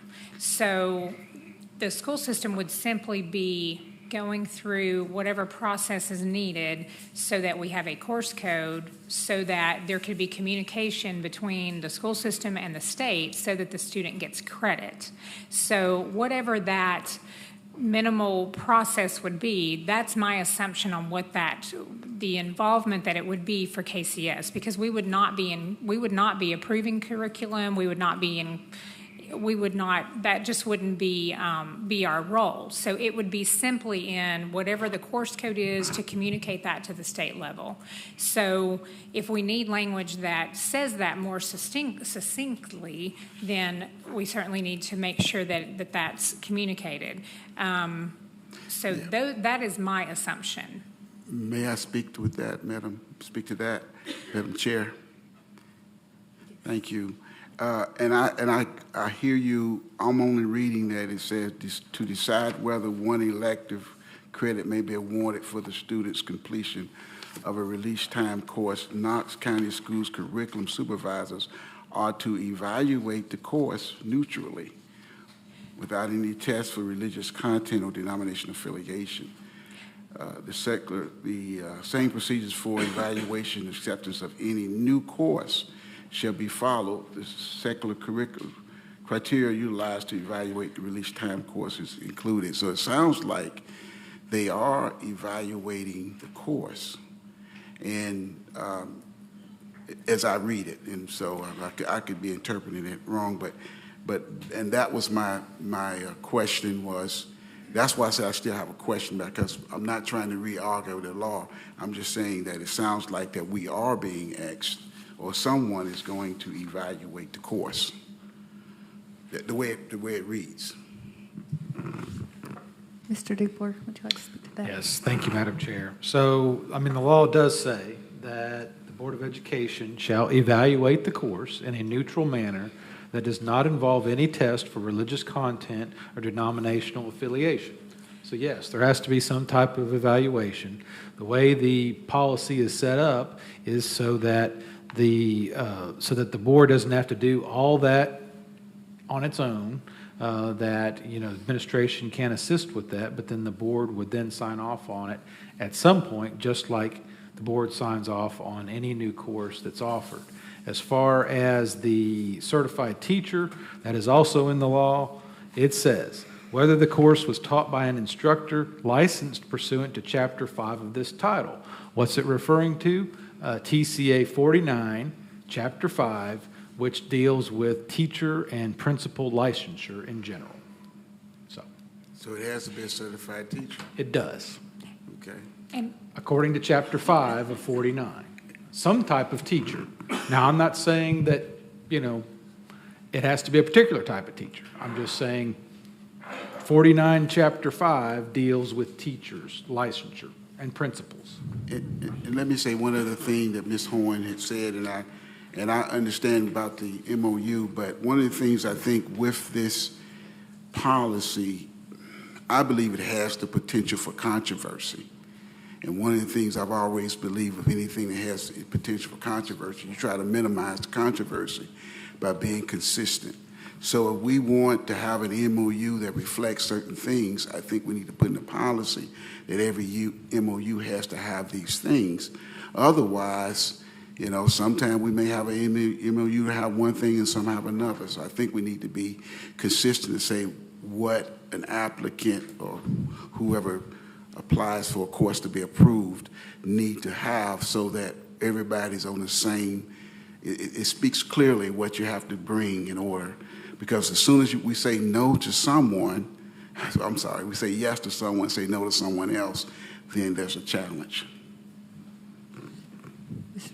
And I'm not contesting what Reverend Butler's saying, but I mean, let me clarify this as well, because this law can be confusing. There's really two separate parts to this law.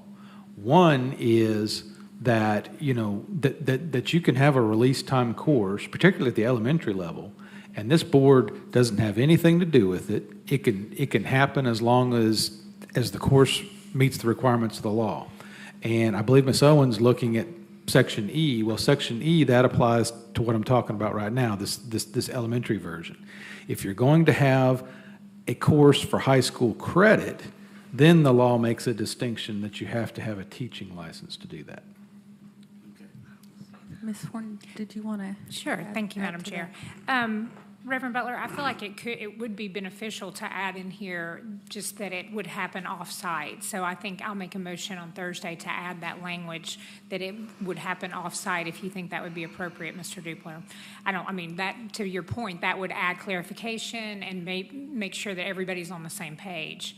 And then my second comment would just be back to the teacher certification, just so that everybody's on the same page on that.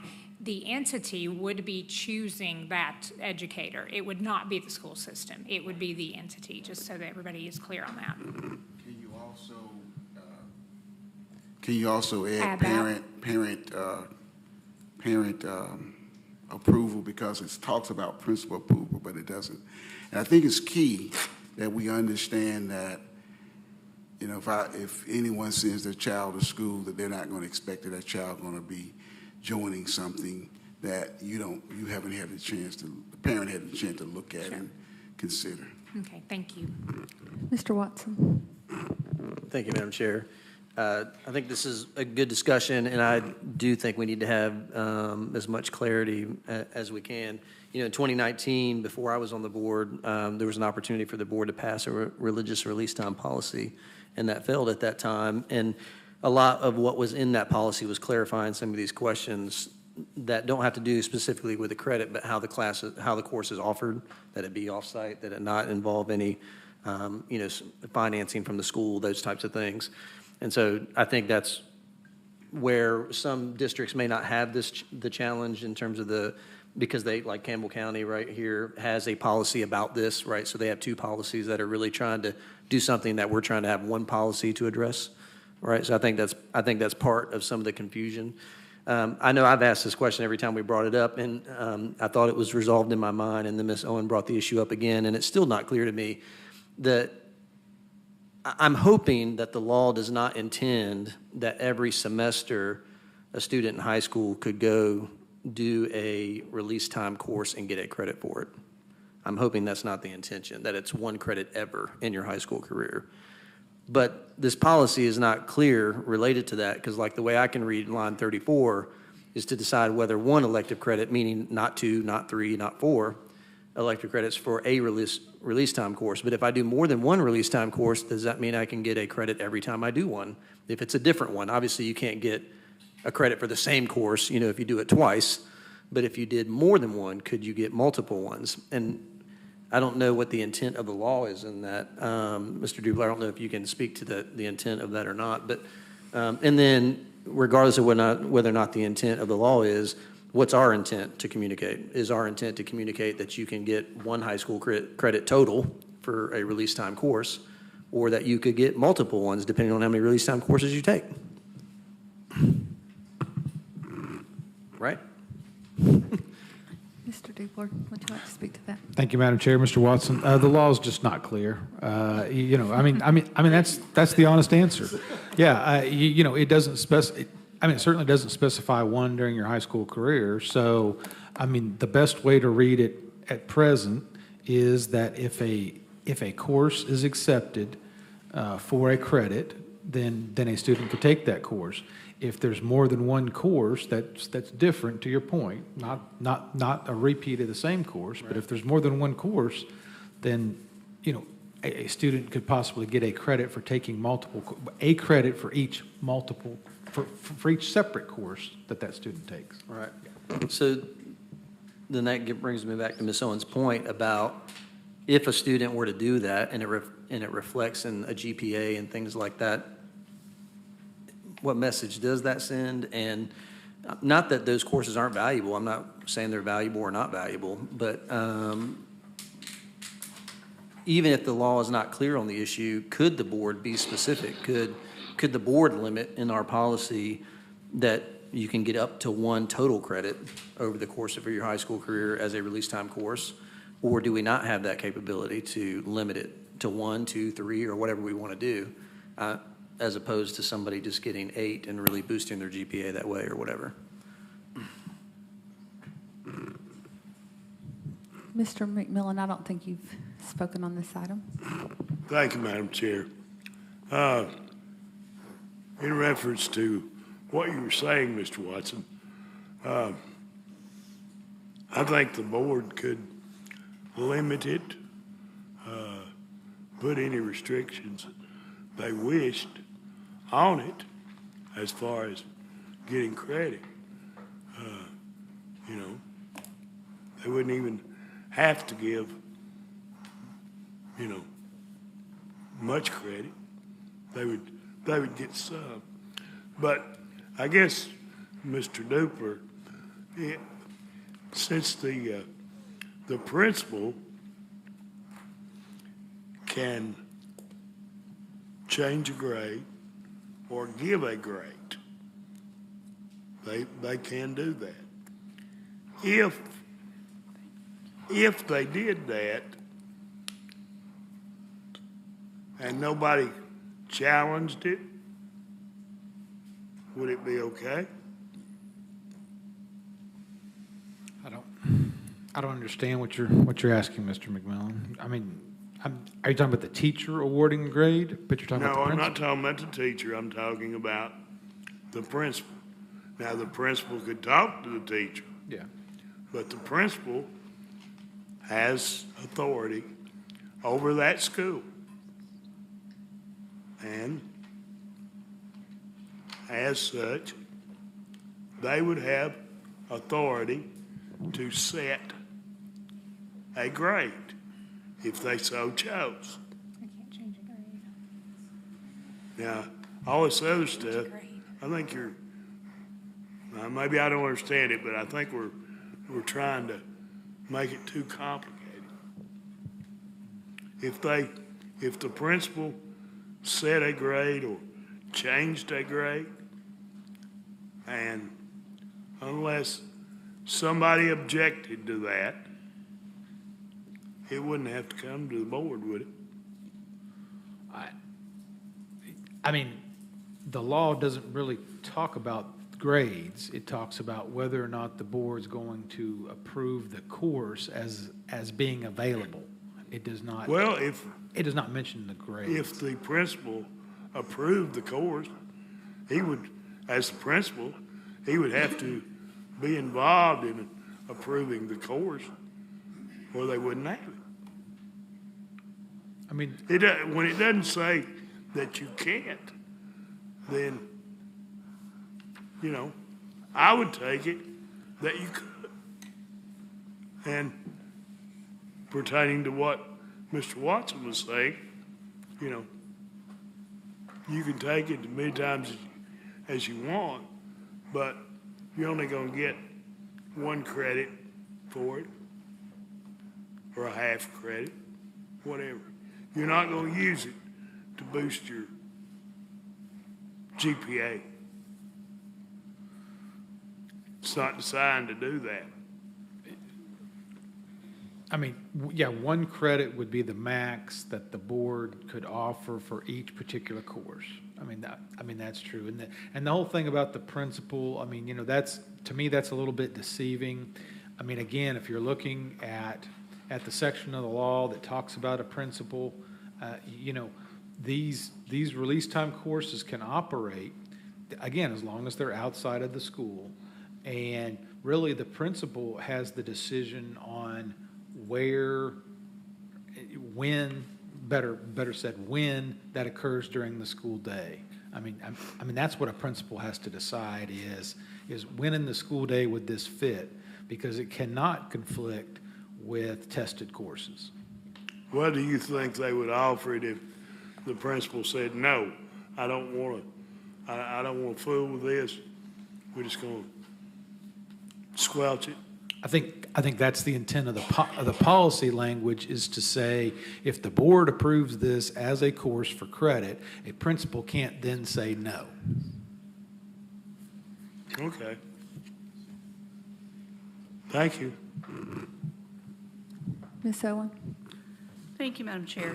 So last time we discussed this, I asked if we had looked at a policy from another county, and I may have misunderstood the answer. I thought that we had looked at a similar policy in another county. Have we not? Okay. So the only policy that I could find is in Campbell County, and it's the Release Time Religious Instruction Policy 6.2002. And it is specific to the general release time course. It doesn't mention anything about the actual credit. So I feel like we're getting things backwards, because we're putting the credit in before we're putting the course in. And I think that's where part of the confusion is coming from. I have yet to see a policy anywhere that is actually awarding the credit. And I think it might be really helpful to us if we could see anywhere that has a workable policy where they are actually awarding the credit, so that we could at least make some comparison to see what's going on, if one even exists.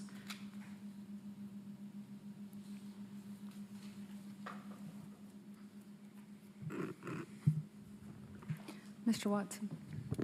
Thank you, Madam Chair. I have just a technical question. Since this has been approved on first reading, and Ms. Horns suggested that she may ask for approval with some other other additions to it or changes on Thursday.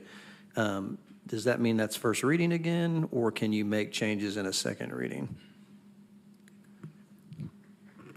Mr. Dupler. I mean, it's a good question. The changes can be made, as long as the main emphasis of the policy doesn't change. So, I mean, is there a gray area there? I mean, if you're changing whole sections, then you may want to call it first reading again. But if you're adding and clarifying, then I think the board could legitimately say, hey, this is second reading, and we're just making it more specific. Thank you. In light of that, on line 32, I may offer up the suggestion on Thursday that we also add a line that says something to the effect of a student may receive up to 1 total credit for a release time course over the course of their high school career, or something like that. So. Ms. Horn. Thank you, Madam Chair. Okay, let's see. I have a few notes here, but I'm not sure I'll remember everything. Okay, Ms. Owen, the Campbell County release time policy, I also looked for it and did not find a specific policy, but I know that they have been offering this for some time for credit. Prior to this, it becoming 1 credit, it was offered at half a credit by state law, and they have been utilizing that. So I don't know where their policy is, but they've been actually doing that. So, Mr. Watson, I understand your thought on 1 total credit per transcript, but I could not support 1 credit. The way release time works, it is such that students can take advantage of release time really any time. So obviously, if you have a high school student, they have to have a certain number of credits to be able to graduate. So with that taken into account, I think that the schedule, since we're on block scheduling for the most part, you would be able to take more than 1 credit in your high school career and still meet the qualifications. So if I don't know, I mean, it's very difficult, since there's not clarification in the law what our role in that would be. So I think that's a really good question. It'd be nice if the law had stated that. I know in Campbell County there are 3 classes that Learning Center is offering. So this entity that I've spoken with, they are looking at really mirroring that program. So I'm assuming that this entity would like to offer 3 classes. I'm told that typically students usually take 2. They typically don't take all 3. So if Mr. Dupler would need to weigh in on whether you think we could add in a limit, but I would not, I would think we would want to make that at least 3 if we're able to add in a limit. But bottom line, I mean, kids can take advantage of release time whether we have a policy or not. So that's what we established last time when we looked at it a few years back. Obviously, with a high school student, that's different because of the credits you have to graduate. But I would be concerned, honestly, about limiting it because of the fact that release time is allowed. So I wish that they had clarified that in the law. Mr. Watson. Thank you, Madam Chair. Thank you, Ms. Horn. My intent isn't to limit release time. I agree, that is in the law. And, obviously in the elementary grades and the middle school grades, they wouldn't get a credit for it. They would just be participating in it. I'm not sure that 1's the magic number or not. I just, to me, I can see situations where, every semester a kid would be jumping out to go get a credit for a release time course. And, I know you're saying the intent is probably for this particular organization to offer 3. I don't know. I think the K-12 system was not designed for this type of education. I'm not saying parents shouldn't have access to it, but I'm just wondering if even because the law is not specific, which I hate that it's not specific on that point, it seems like they should have addressed whether or not the intent was to get 1 credit ever or to get as many credits as release time courses are offered, because obviously it can add up. And so, yeah, I think we should set some sort of limit, whether or not it's 1 or 3 or whatever. I would hate to see that all of a sudden some of our students are getting 8 credits or something around release time courses. It also means they're not in the school very much when they're doing that too. But Thank you, Ms. Owen. Thank you, Madam Chair. Mr. Watson, would you feel better about it if it were a pass-fail credit rather than an ABCDF credit? oh, and it didn't impact the GPA. Yeah. Would that work? So that it would be a credit, but it would be a pass-fail credit and wouldn't impact the GPA? I mean, I would think that students that are taking this would probably want it included in their GPA. I'm not sure that the intent is for it to be a pass-fail. My thinking Because how is a pass-fail calculated into a GPA? It's not at all. It's just not there. Well, I mean, I guess then the question is, what's the point of getting a credit? Would it hurt the GPA if there's not a GPA, a grade calculated? The case I'm aware of with pass-fails is from prior experience with driver's education. In the summertime, we would have driver's ed credit available for students to take the course, and we would do that on a pass-fail basis, so it didn't impact the GPA. And it doesn't have a negative impact either. No. But it would still be a credit toward graduation. And just to piggyback on what Dr. Wilson said, it's the GPA is figured off the number of courses that count on that scale. So if, say, this was a pass-fail and they had 27 credits instead of 28 or 31 instead of 32, that becomes the divisor for the GPA. So the pass-fail class just doesn't calculate in to get to that. Does that make sense? So I'm saying usually you could earn up to 32 credits, and that's what you would use to divide to get to those numbers. If you had a pass-fail class like the driver's ed, or if this were 1, you would only divide that by 31. Okay. You just reduce that number. So does that make, I mean, the math could be, but it's basically that course is tossed out kind of for GPA.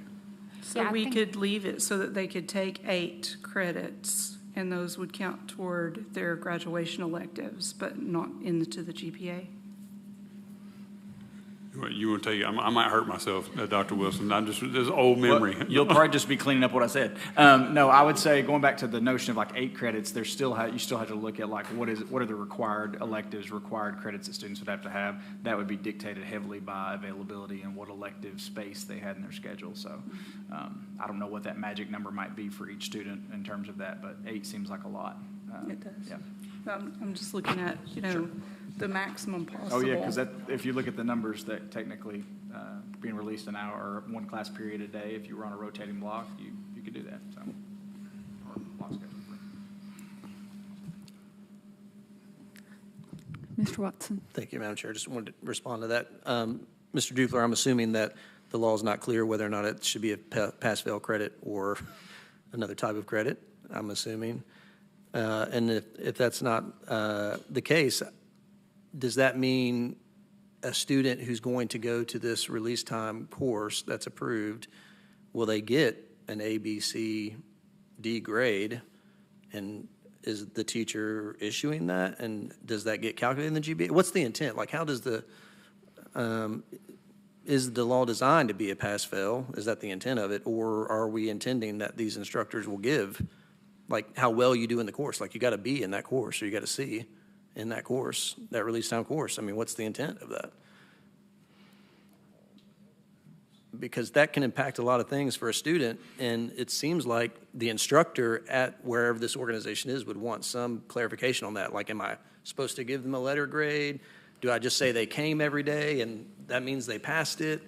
Can you fail a release time course and not actually get the credit even though you went? You know what I'm saying? There's a lot of questions out there that are just, I don't know. Is there any clarity about any of that? No, the law is not going to specify that. The law just says you can award a credit, and it says you have to evaluate the course. Right. So again, you're going to have a course by course basis. Could there be a course that's a pass fail? Possibly. Could there also be one that's a letter grade? Yes. So to that point, to me, that's why I'm having a lot of problems with this particular policy. Isn't because it shouldn't be something that we should do because the law is allowing for it. It's because, to me, even this policy is still going to cause a lot of questions on the other end. I mean, if I was this organization and I saw this policy, I would still have a lot of questions. Am I supposed to grade these students who come? Am I supposed to just track their attendance? Like, how am I determining whether or not they actually get the credit that the board approved or not, the course credit? I mean, there's no clarity on that, and I don't know that we've spent enough time to even answer those questions. I think this is the first meeting that those types of questions have even been asked. I don't know. I'm not, and every time I look at this, there's just 10 more questions that come up. And I wish it was easy. I wish it was more straightforward than that, but I do agree with Reverend Butler, because I've already had some emails about it. For some, this is a contentious issue, even doing this. And I think we have to acknowledge that and some people in our community think we shouldn't even be doing it. Now, we don't have the ability to not do it or do it because it's the law, but to me, when it is something that's potentially contentious for some, I think it is incumbent upon us to be as clear as we can and fill in the gaps that the law doesn't, right? We can't ask the law to fill in the gaps that it's not filling in. We have to do that. And I'm not sure that we've done the work, enough work on our end to fill in the gaps that the law doesn't address. So, Ms. Henderson. I have a question. I'm not sure if anybody has an answer to it, but with the outside entities or the learning centers, the ones that have done this, what do they do? Do they do pass-fail? Do they do grades? I feel like they would have some input when they come for an MOU. I would think that they would have some insight to that. Yeah, I would definitely. I mean, there are answers to these questions. I feel like we're making this a lot harder than it has to be, frankly, because this is being done and it's really, not like this huge big deal in Campbell County from what I've seen. So I think that for the people that don't like this, this y'all know I'm always about parents' rights. Mm-hmm. It's not, these Knox County school students are not our students. I mean, our kids, they're their parents' kids, and they ask us to help educate their kids. So if parents, the intent of this law, the way I understand it, if parents want their children to have religious release classes during the day, this allows for them to utilize that. So that's up to the parents. That's why it's not up to us if kids utilize this. It's not up to us. They're their kids, so they get to make that choice. So I feel like that a lot of, I think that it really is, it should not be a laborious process for the school system to allow students to take advantage of this law. So there are certainly questions, and I think that as Dr. Wilson said, I believe we're at the beginning stages of this. This is a first step. There's a lot more conversation as far as an MOU and that kind of thing that will come. But bottom line is this is allowed for in the law, and the reason for this policy being before us is in reaction to the law being changed so that there could be utilization of a credit for students. I would have to say I agree with Ms. Horn, and I will be supporting this because it is allowed by the law, and I do appreciate coming forward with the policy to just offer a framework. And I agree, I think we're making this a little bit more complicated than it needs to when this policy is just offering that framework, and so that parents have that right to participate in this program if they want their kids to. Mr. Watson. Thank you, Madam Chair. Ms. Horn, I agree with you in that the law allows for this and we need to give parents the option.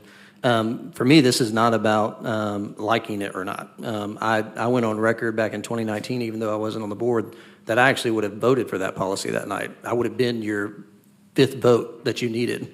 And the reason I said that publicly at that time is because, to me, by not passing the policy, the district didn't give people clarity about how to access the law. That's why I would have voted for it. And so, to me, it's not that I don't want to vote for this policy. I don't want to vote for this policy if it's not clear. And that's all I'm trying to figure out, is how do we bring a little more clarity to ask some of these things that I think are real questions that people are going to have when they do have the policy before them and are trying to exercise their right to use it. So, Ms. Owen? Thank you, Madam Chair. I want to be sure we don't conflate the course with the credit, because parents absolutely, under the law, have the right to put their child in a religious release time course. We have no say in that. That's there. That absolutely exists.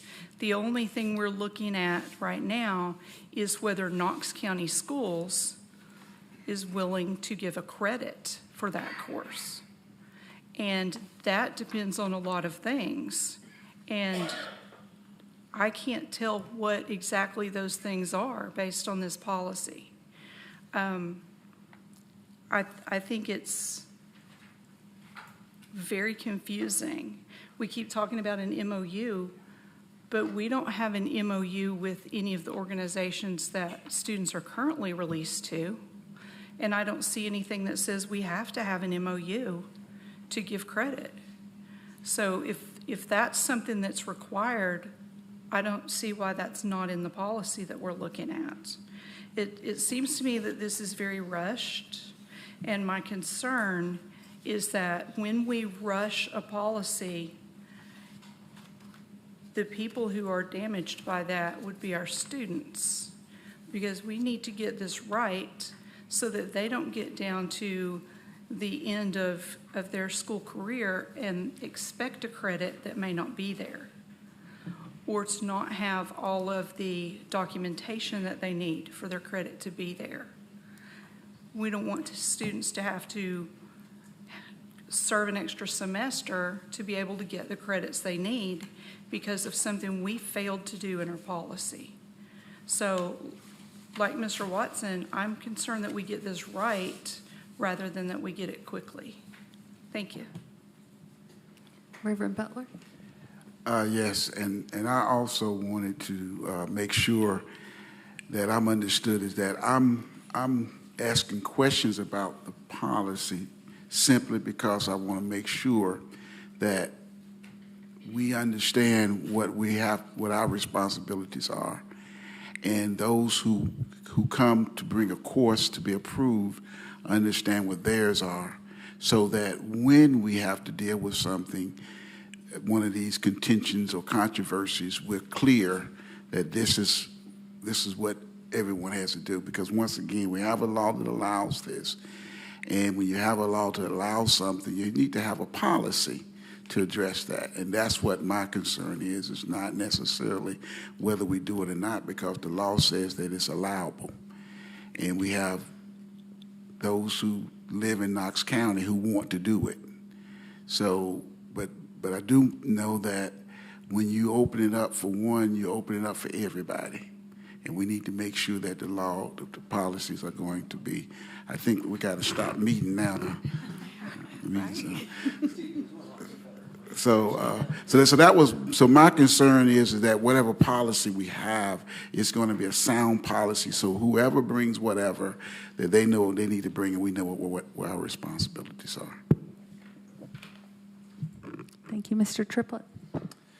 Mr. Duple, I have a question. Does, based on this policy as it's written, it does follow the law, correct? Even though the law may be a little vague, but it does follow the law. Does the fact that they have to get it approved, that there is some measure of approval by the board, does that then make it a requirement based off that they have an MOU, or can they just walk in and drop off a curriculum and we can approve it? I mean, I guess is there some requirement there, that some method that they get that approved by, or is that not? I think I think I'd agree with Dr. Wilson on this one. I mean, since this is a relatively new measure, I certainly think an MOU would be a good way to go about it. Is that the only way to go about it? Perhaps not. I mean, now could they just drop off a curriculum and just walk off? Probably not either, right? I mean, there's going to be some process involved for the board and the administration to truly evaluate the course in a secular fashion. But to your point, yes, an MOU would be a good way to do it. But again, I don't want to go on record saying that's the only way because there's likely other ways to do it. And is that figured out in procedure then? Like we have a policy and then, Dr. Reiswick and his team come up with the procedure for how that plays out? Is that where that fits in? I mean, it could, yeah. And then the other follow-up question, could we let the course determine whether it's pass, fail, or graded? Is that acceptable? Just to say, we're going to approve it, and then the course itself, whoever's running the course, we have courses, when we had driver's ed, it was pass, fail. You have other classes that are graded. Can the course determine that on its own? Yeah, my reading of the law is that each course would stand on its own and could be evaluated in that fashion, yes. Okay, very good. Thank you.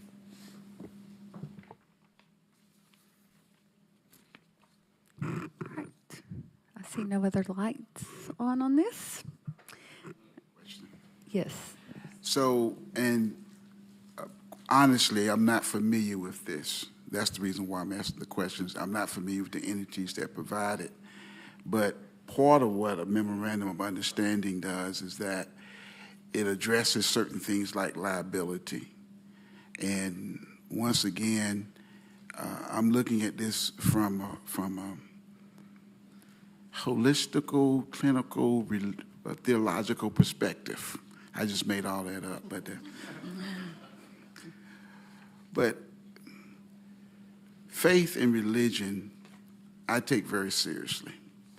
And so there are some people out there, and I'm not talking about anybody, so if anybody think I'm talking about you, I'm not talking about you, unless the shoe fits. But with young people in minds and you start talking about certain things, we need to make sure we know who our kids are going to be learning from. So that makes the parent responsibility, because it is a parental choice, that makes the parent responsibility so important. But what responsibility do we have? I know it says we won't look at the course content, but there's so many things going on with so many different entities that are detrimental to our children, and we talked about that we want to make sure that this is an entity. So I think that an MOU would be one of those things to ensure that parents have a responsibility, the entity has a responsibility. We don't know what kind of insurance they have, what kind of checks they have. When we work with after school and we work with before school and we work with different entities, we know that they're doing background checks and all of those kind of things. Do we know any of that? And quite honestly, that's part of my concern is when we look at a policy like this, to what extent do we as a school district have as a responsibility to make sure kids are not going to a release, especially when we talk about giving credits. What is our responsibility?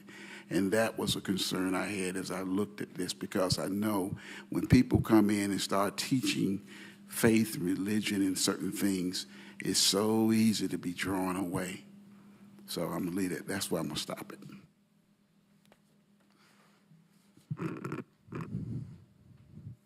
All right. So I'm going to try this again. Seeing no lights.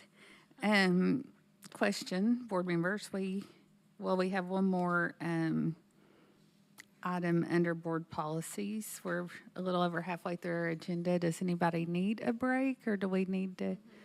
Yes. Okay. So let's do this last one. Does anybody have on policies, and at least finish that section, and then we'll take a break. So does anybody have any discussion on item I on board policies? All right, so do we want to take a quick break, maybe 10, 15 minutes?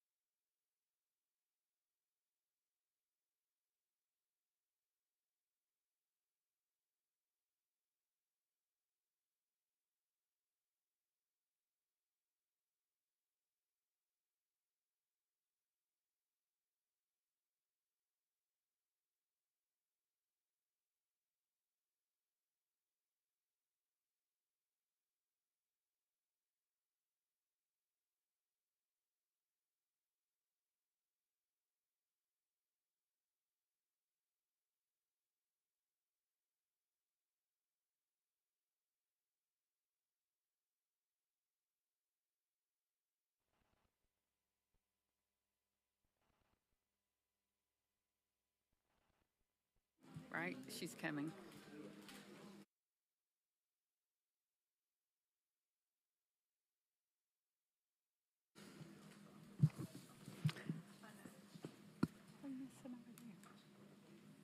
Oh, that's right. That's right. All right, we are back. So moving on to grants, 8A or B. Ms. Henderson. Thank you, Madam Chair. I do have a question about 8A. After board approval of this, when can the school start spending that money? Is that right away? Ms. Madam Chair, Ms. Henderson, Ms. Martin is here and could answer those questions.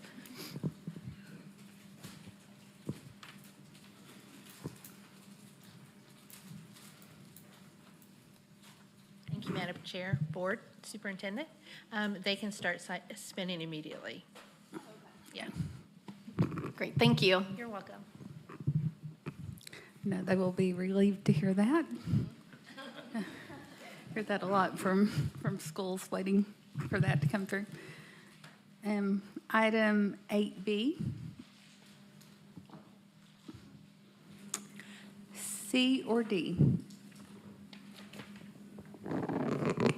Mr. Watson. Thank you, Madam Chair. I'm sorry, Mr.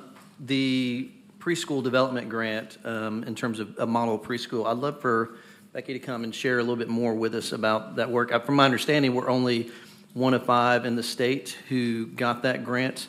So I'd love for you to take just a moment and kind of highlight some of the good work we're doing in the early education and specifically what you're hoping this grant will be able to do for us and our kids. Thank you, Madam Chair, Dr. Riswick, School Board, others, thank you.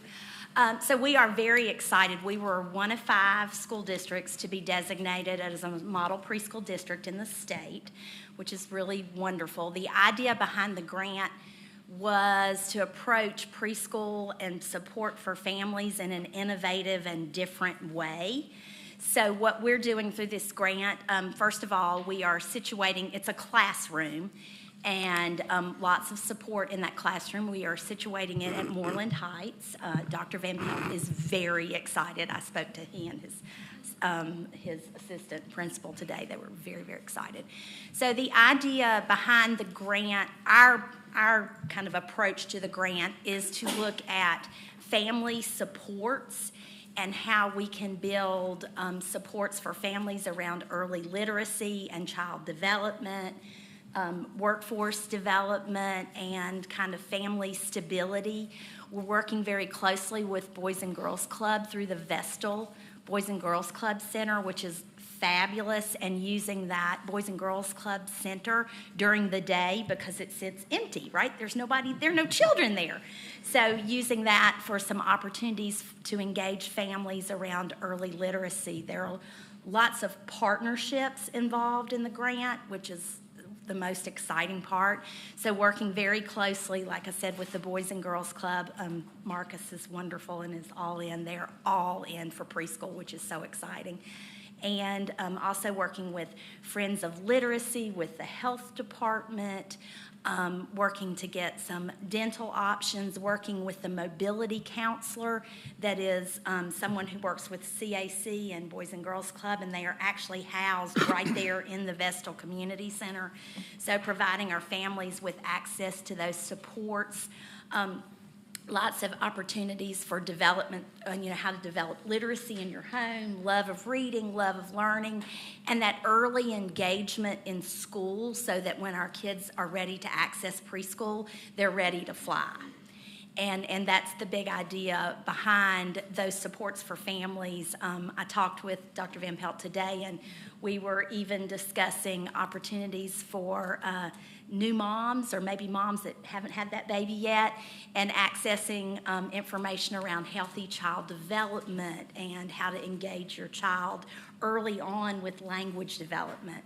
Another big part of the grant in terms of workforce development is not only supporting a family member of a child who might be interested in furthering their workforce options, but also working very closely with our teachers' assistants who are in preschool in that building and working with them to provide funds so that they can get their Child Development Associate certification, which is wonderful.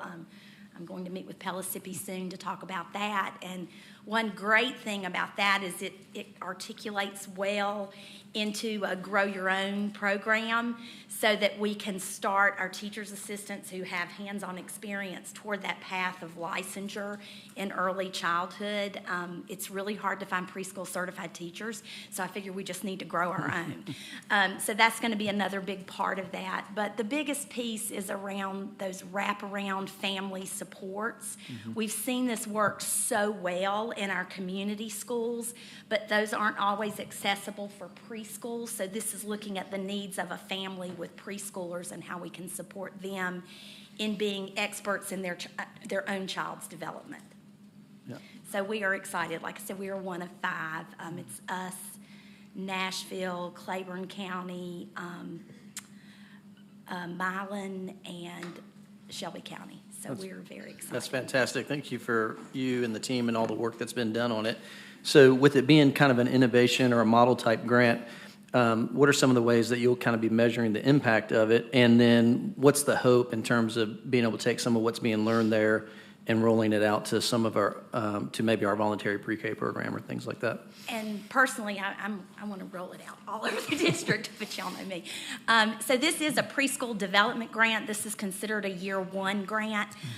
Normally with a preschool development grant, it's really about the thought and the development, not the kind of application, but we're doing all of that this year with the idea that we can get model preschool grant money from the federal government, which is much, much more money, to look at the scalability of what we're doing for our families across the district or in different regions in our district. So that's really the big ideas. Let's pilot this. Let's see what this looks like and see how we engage families so we can expand it.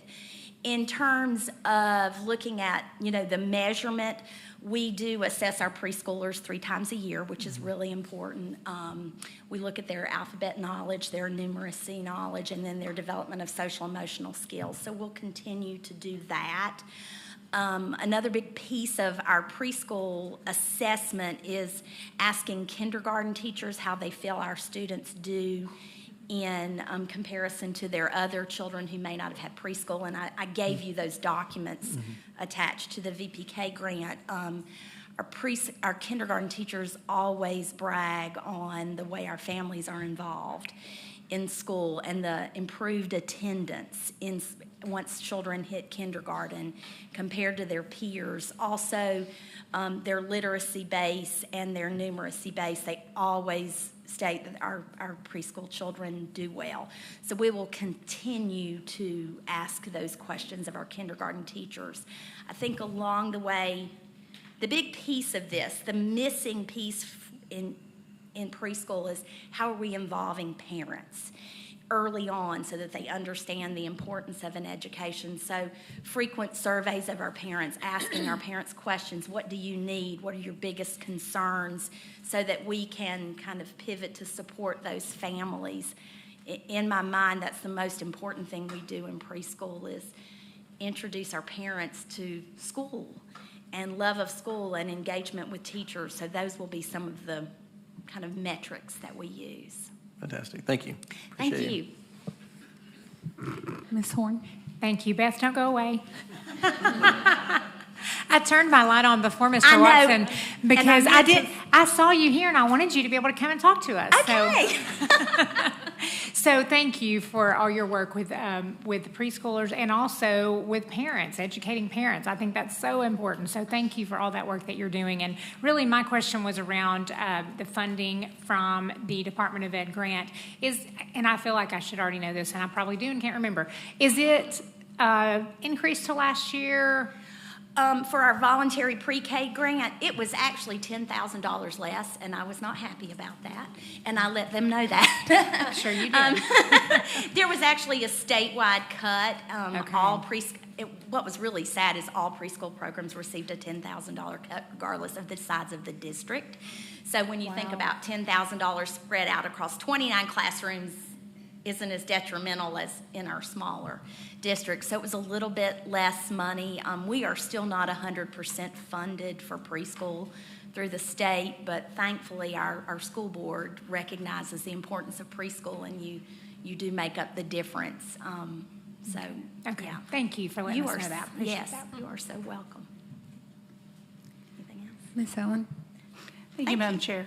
On the preschool grant, if you want to thank a legislator for sponsoring that, it was sponsored by Representative White and Senator Hale. Well, thank you. I appreciate that.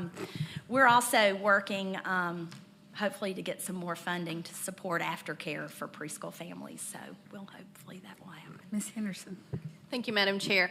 I do not have a question for you, Beth. I just wanted to say thank you. You know I'm a big fan of you, and I tell you, Beth works so hard to involve our families, our community, and I mean, she hit the nail on the head when she talked about foundational skills, that it really does begin at the preschool level. And before that, you know, we always talk about K through 12, but you are doing a phenomenal job of really focusing on the fact that it really does start before that. And just thank you for everything you do. I think you're incredible. You are so welcome. Thank you. It is our goal to make sure our children thrive by 5. That's where we're going with this. So we are going to make sure that they all do. Thank you. All right, on grants, items D or E. Item F. Moving on to contracts, 9A. B or C? Mr. Dupler. Thank you, Madam Chair. I'm supposed to say something about B. So in structure, you know, we kind of went back and forth with them last year when we finally got a contract. And so this one, we've been pushing it down to the last minute as well. I met with folks from procurement last week, and we met with in-structure representatives, and we are close to having some acceptable language, but not quite there. What's on the board agenda is still a draft. It will change, but we'd like to keep it on for Thursday in case the final version does come through. So that this can be implemented sooner as opposed to later. But if it doesn't come through, I can certainly announce that on Thursday. Sounds good. All right, item C. Okay, regular agenda items, 10A, 10B or C.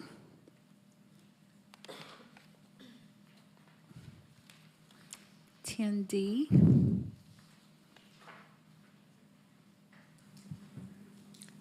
E.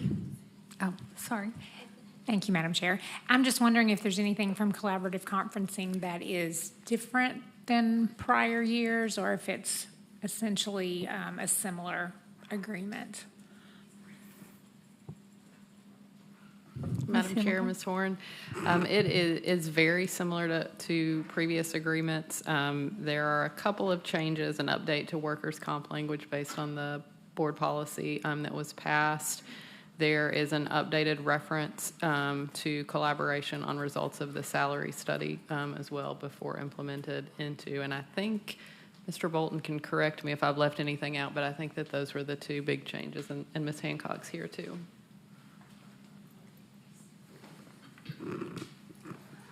Mr. Watson? Thank you, Madam Chair. You did call item E, correct, as well? Yes, okay.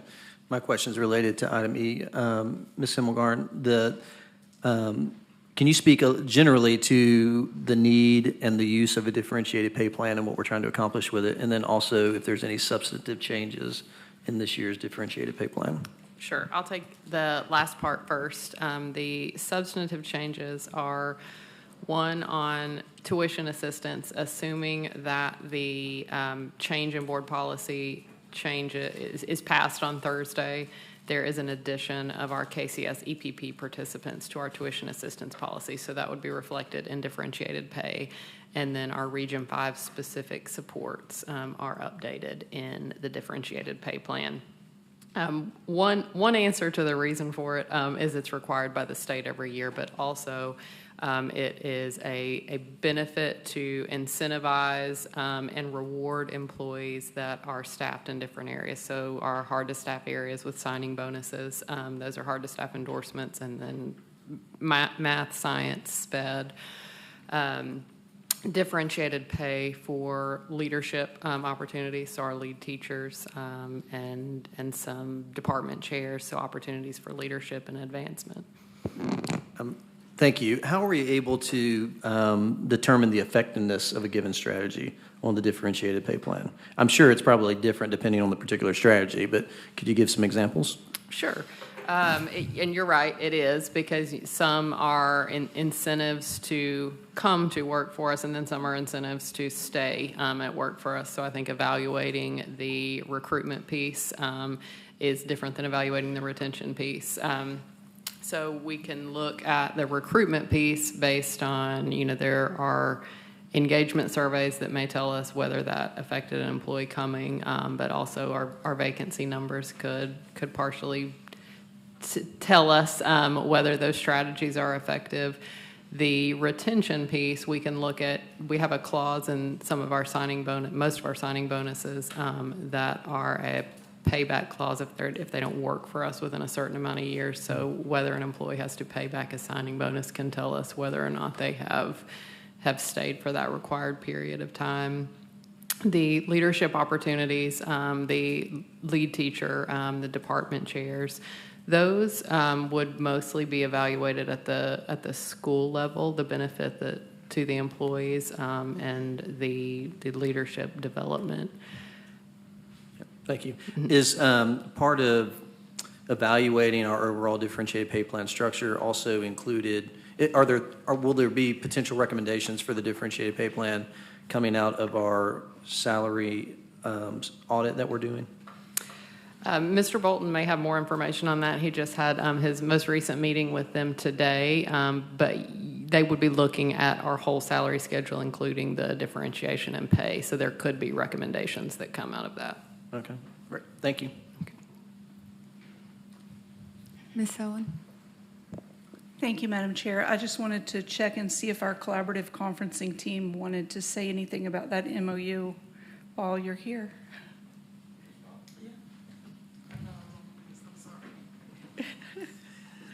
Paula Hancock, Knox County Education Association, and thank you, Madam Chair, members of the board, and Superintendent Reiswick for making the recommendation about our MOU. But I just wanted to take an opportunity to really share with you that the labor of the PECA team and the collaborative conferencing team on both the management side and also the professional educators, that their labor has not been in vain. I don't think we get an opportunity to brag on you all enough, and also to thank you for everything that you've done, but we've been in a collaborative conferencing since 2014, and in that we have definitely set some goals, and we haven't quite made all of our goals, but I'm glad that we have the opportunity to continue to work towards those goals. One of the goals that we had set some time ago was that we would be in the top 20 of salary rankings within the state by 2020, but then we had COVID happen. But even at that, we have been able to move the needle. And I know when I started with collaborative conferencing back in 2012, because I've been on the team for that long, but we have been able to move that needle from 44 to 32, so currently with some current rankings. So we've been able to make some sustained salary improvements. For the last 3 years, we've been able to see 4%, and I just want to thank you all, because with the board absorbing all of the healthcare costs over the last couple of years, it has allowed our teachers to really realize some of their percentage increases in their salaries, and not for it to be absorbed in just the insurance increases as well. I want to thank everyone, too, because from the standpoint of our classified, when we got a 4%, our classified people got a 4%. And I know Ron McPherson, he was very good about letting us know exactly how much money it was going to take for everybody to get there. But we're extremely excited about the fact that Superintendent Reiswick has been able to increase that to 8% for our certified people, and also to take care of our classified members as well. So I just really wanted to take this opportunity to thank you all and to let you know that, it has been a collaborative effort. We are moving the needle, and it has not been in vain. So thank you all so much, and we greatly appreciate it. Thank you, Ms. Hancock. So any other discussions on that? All right. Item E. I think you've already spoken. We did that one. Item F, Mr. Triplett, would you like to? Sure. My intent in bringing this up is really just to make sure our Monday meetings add value. Of course, it would be on a meeting where we had quite good, robust discussion on the Monday meeting. But so this is, the 11th meeting I've been on the board, a part of. And it seems that our Monday meetings go one of two ways. One, we don't really have any discussion, and then we discuss real heavy on Thursday, and it's almost like, why do we even show up on Monday? We just kind of read through the agenda. Or we'll have discussion on Monday, and then we come back on Thursday, repeat the same discussion, and then vote. And lots of folks come to these meetings. Members of our community come when they have an interest or a passion about something. Obviously, certain of our staff is required to be here. Some come when there is an agenda item that is in their area of responsibility. I just want to make sure that there's value in that Monday meeting. One of the reasons, as I've thought through that, is related really to the timing of when we get the agenda versus when we're ready to discuss it. So, if we get the agenda on Thursday afternoon, evening, and then on Friday, if you work a traditional, 8-hour shift, 8-hour schedule during the day, really the only time you have to ask questions about it, talk to the folks in your district in the schools, talk to central office, is really just a few hours on Monday. That's the only time you have to ask questions and really get answers. And so I think that limits our ability to really have good discussion, because we come to the meeting with a whole bunch of questions we haven't had answered because we really haven't had time. We discussed some of this related to public forum and their opportunity to speak, and maybe having them sign up by Friday and not having the time. But I also think we don't really have the time, and they don't. Members of our community don't have time to speak to us about items, before we begin to discuss them on a Monday meeting. So, I'm just wondering if there's value in that Monday meeting, in us having a Monday meeting. If there's value in it, then I'm all for it. It's not a hill I'm willing to die on. But at the same time, I just don't. I feel like we can't. I've come to so many Monday meetings where either it's nothing and then a lot of discussion on Thursday, or it's some discussion and then a rehash of the same discussion on Thursday and then a vote. So, I'm obviously open to thoughts and what other people think, but those are my concerns related to the value of the Monday meeting.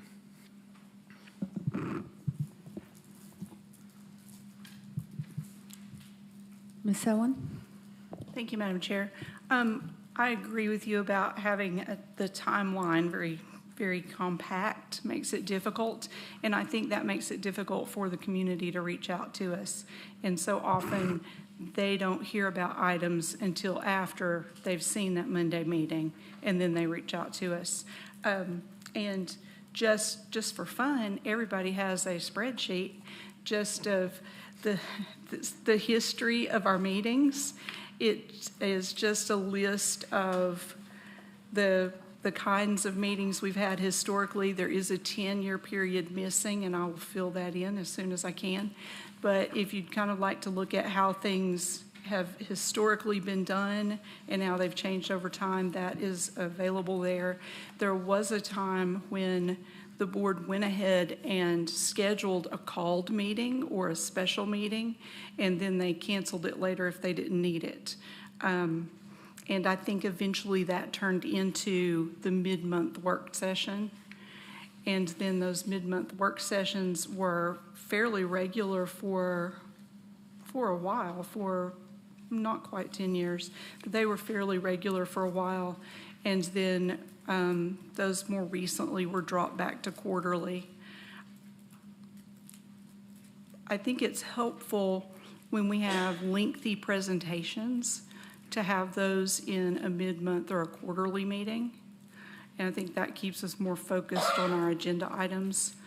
But if we could either ensure that the staff is getting items to the agenda quickly enough so that it can be published, or that we maybe push back that agenda and have it published sooner. That might give the public more time to communicate with us.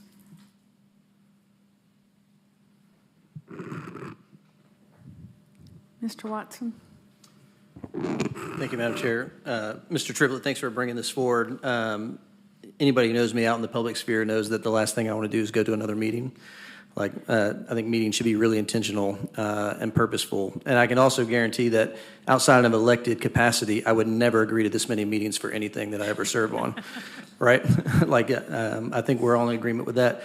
Where the two meetings have been helpful, and I'm not speaking about all the other meetings that we have in terms of workshops and things like that, but with the rhythm of the two meetings in order to get through a particular agenda, where that's been helpful to me is I often don't want to vote on something at the same time I'm hearing everybody else's thoughts about it, because I need to be able to process what I'm hearing from everybody, and that often takes time. And I brought this up when we moved the meetings to Monday, Wednesday, and then Monday, Thursday. To me, it was more helpful to have them Wednesday when I had a full week.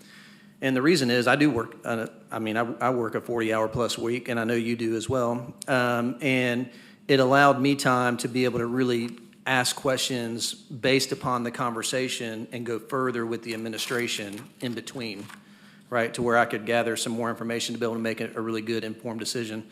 And my concern is if we move to just one meeting where we're discussing the agenda and voting in it at the same time, I think my confidence level in trying to make a good decision is probably going to go down because I don't know that I can both meet the needs of my constituents, get all the information I need from the administration, and also hear from you all, my peers, in that one condensed meeting enough to be able to make a vote. Now, obviously 90% of what we vote on, it's, pretty routine and we just do it, right? It's all the other things that I think the community is really paying attention to and wants us to pay attention to. I'd love to come up with another way to do it, but I don't know how to do it besides having a meeting that is really designed for discussion, and then the other one's really designed for the voting. I think the reason why oftentimes in the voting meeting we have a lot of additional discussion is I think it actually highlights the point I just made, is that in between the meetings, people learn some things. And so you kind of bring up that new point of discussion. Like even earlier tonight when we were talking about the policy around the credit, I made the comment about I may bring a motion to do X, Y, and Z, but I don't know that I am. I need to give some more thought to that to really decide because we had good conversation around that. So that's my only concern. Don't get me wrong. I think my kids and wife would want me home more often. I could be wrong about that. But I just don't know how we get it done in a compressed schedule like that. Ms. Horn? Thank you, Madam Chair. I do think there are some boards that do one meeting, but I think for our board, it's beneficial to have two meetings. So, because I do think that there are questions that sometimes we bring up on Monday that we need an answer to. So I think that's helpful. But I think to your point, Mr. Triplett, I think there are times that we, sometimes don't have any discussion on Monday night, and then we have a ton on Thursday night, and that we rehash a lot of the same things over and over again, kind of during that same week of the same topics. So I think we've had times on this board where we've had more just robust conversation on the work session, and then we have very little conversation during the voting meeting, and that's kind of the expectation that a lot of people have. So we do keep the staff here, 2 nights really late when we're kind of rehashing everything again and again. So I do think we need to be mindful of everybody's time and make sure that we're trying to be as prepared as we can on Monday night so that we're having that conversation and covering everything as much as we can Monday night, so that on Thursday, hopefully we can answer the questions, highlight points we didn't have a chance to highlight before or new information, but that we just kind of come in, very ready to be efficient so we can get those votes taken so that that meeting can be more concise and a little bit shorter. So thank you for bringing up. And I would just say I would agree with what Susan said. I think sometimes the frustration is with that rehashing. I mean, clearly there are sometimes you aren't going to change other board members' minds on things, right? And I don't know how productive it is to have the exact same conversation, especially during the more contentious items, as you had that Monday, when everybody's already kind of signaled how they're voting and has strong opinions one way or the other on an item. So, I can appreciate that frustration. All right. So, anything else? Okay.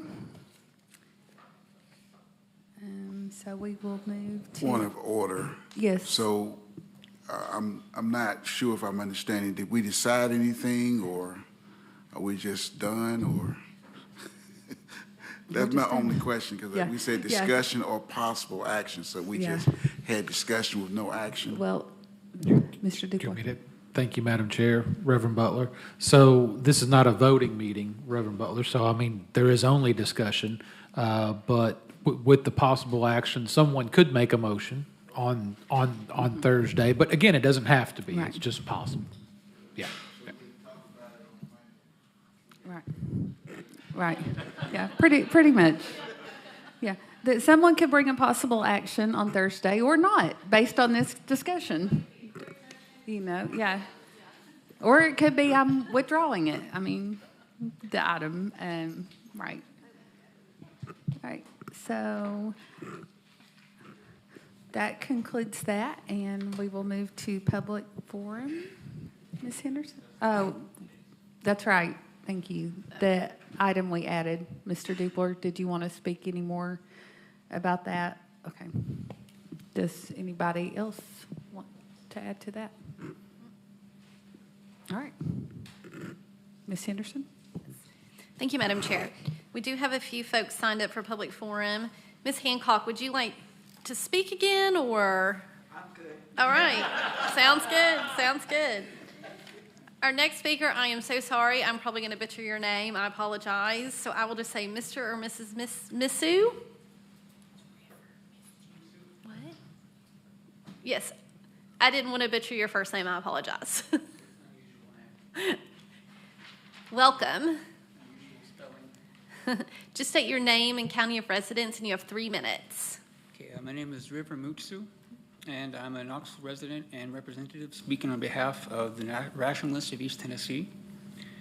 We're a secular 501c religious organization, and I'm here to follow up on the emails that were recently sent to everyone by our president, Lee Erickson, and as well as some of the things that have been addressed presently, for which I appreciate such nuanced discussion. It does everyone good. The Board of Rationalists East Tennessee is against providing credit for release time courses in religious moral instruction because, and this is not to assume any intention one way or another, but historically the First Amendment might be thought of as a kind of a ceasefire between the religious organization of the early United States as they grappled for control of government with government power. We believe this proposed policy change allowing the accreditation of release time activities under the name of a Knox County schools violates the letter and spirit of that, of that ceasefire. To emphasize the need for such compromise, if the Knox County schools policy is changed and allows giving school credit to any religious organization for release time classes, the RT, they're prepared to produce some content of equal school credit for moral instruction based on secular humanism. There's ample material from which to choose from, including modern experts, philosophers, professors, and the humanities, such as historical deists, such as Thomas Paine. Since morality evolves, for example, questions regarding the Bible's continued fossilized support of slavery, such as Leviticus 25, 44 to 46, as distinct from indentured servitude, despite the Constitution's improvement to abolishment, would be examined. There's many examples. You can go down the list. RT asks whether the board has discussed how those classes would be released in categories and school course catalogs. We certainly advocate against such listings, but if the change of policy is adapted, We support that the full results of the syllabus evaluations be made public by the Knox County Board of Education to ensure the secular nature of the review. Again, please leave the I-122 policy unchanged and save everyone much, trouble and controversy, and your time, attention, and consideration are deeply appreciated. Thank you. Lance, you're up. I don't have to give you instructions. Good evening, Madam Chair, members of the board. Thank you. Lance McCold, Knox County. So I wanted to speak about the I-122, that's changes to I-122 that are proposed.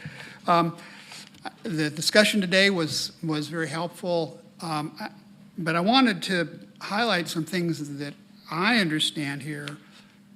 First of all, this policy has nothing to do with parent choice. Parents are totally, by law, allowed to choose to put their kids into a release time course. This is only about whether or not the board will give credit for that time. Now, when the board gives credit, we are actually putting the imprimatur of Knox County Schools on that course. Even though we may not have blessed it, everybody else in the world is going to think we have. And the second thing I want to say about it is that there is no compelling need to give credit. There are plenty of opportunities for kids in high school to get 22 credits without ever getting, even if they take release time, there's plenty of time for them to get 22 credits. They can get 32 if they're going to a block schedule. This is really, giving credit is really a gift to a private entity. It's using public resources to give a gift of apparent credibility to this private entity. It's, and then along with it, it's going to take staff time and your valuable time. We've been talking about how much time it takes. Well, when you start having these courses come in, you're going to have to evaluate them, and you're going to have the public have an opinion about that. We just heard from the rationalist. Very likely a lot of you would be uncomfortable with the rationalist religious courses, and then you have to say, well, the law says I have to give credit to them because I gave credit to these other people. And the rationalist name may not be the most unpopular group that comes to you with a course that they want you to give credit for.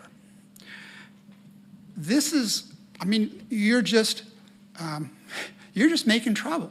If you approve this policy that gives credit, if you offer the possibility of giving credit, you are just making extra work for the board and for the staff, and it will only benefit the entities that are proposing these things. It won't help our students, it's not necessary. It just seems to me like a gratuitous gift to some entity.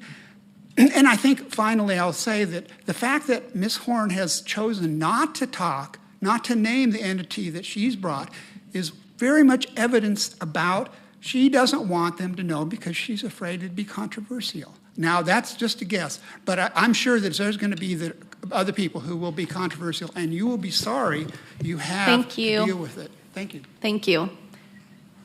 That concludes public forum. Thank you, Ms. Henderson. All right, so moving on to board forum. Is it Yerdle? Is that right? Erdl, sorry. So welcome, and our meetings usually aren't this long, but sometimes they are. But would you like to say anything tonight?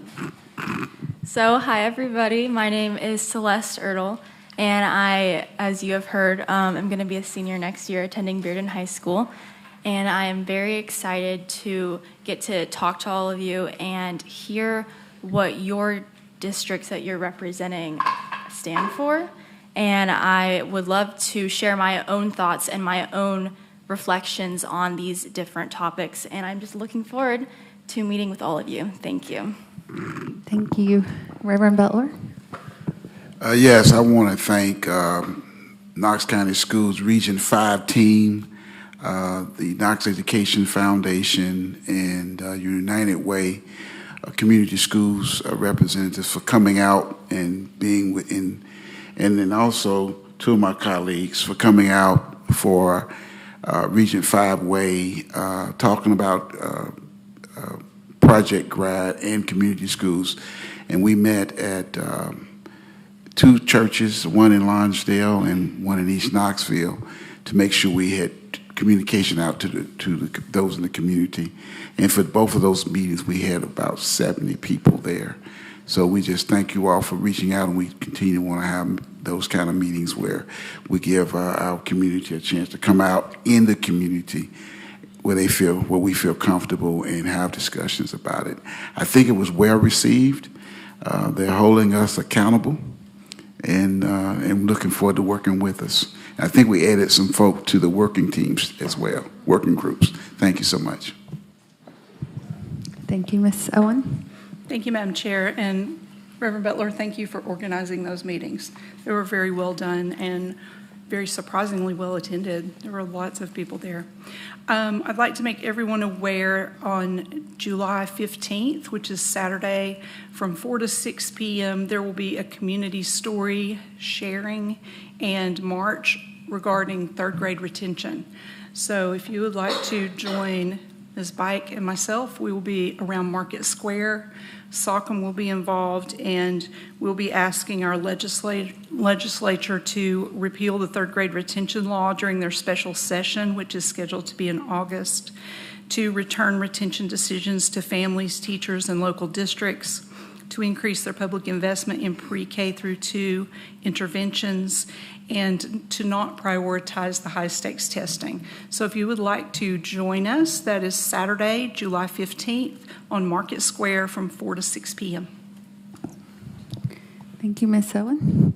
Mr. Watson? Ms. Henderson? I just want to welcome our new student rep. We're excited to have you here. Ms. Horn? Mr. Triplett? Mr. McMillan? All right, and with that, we are adjourned.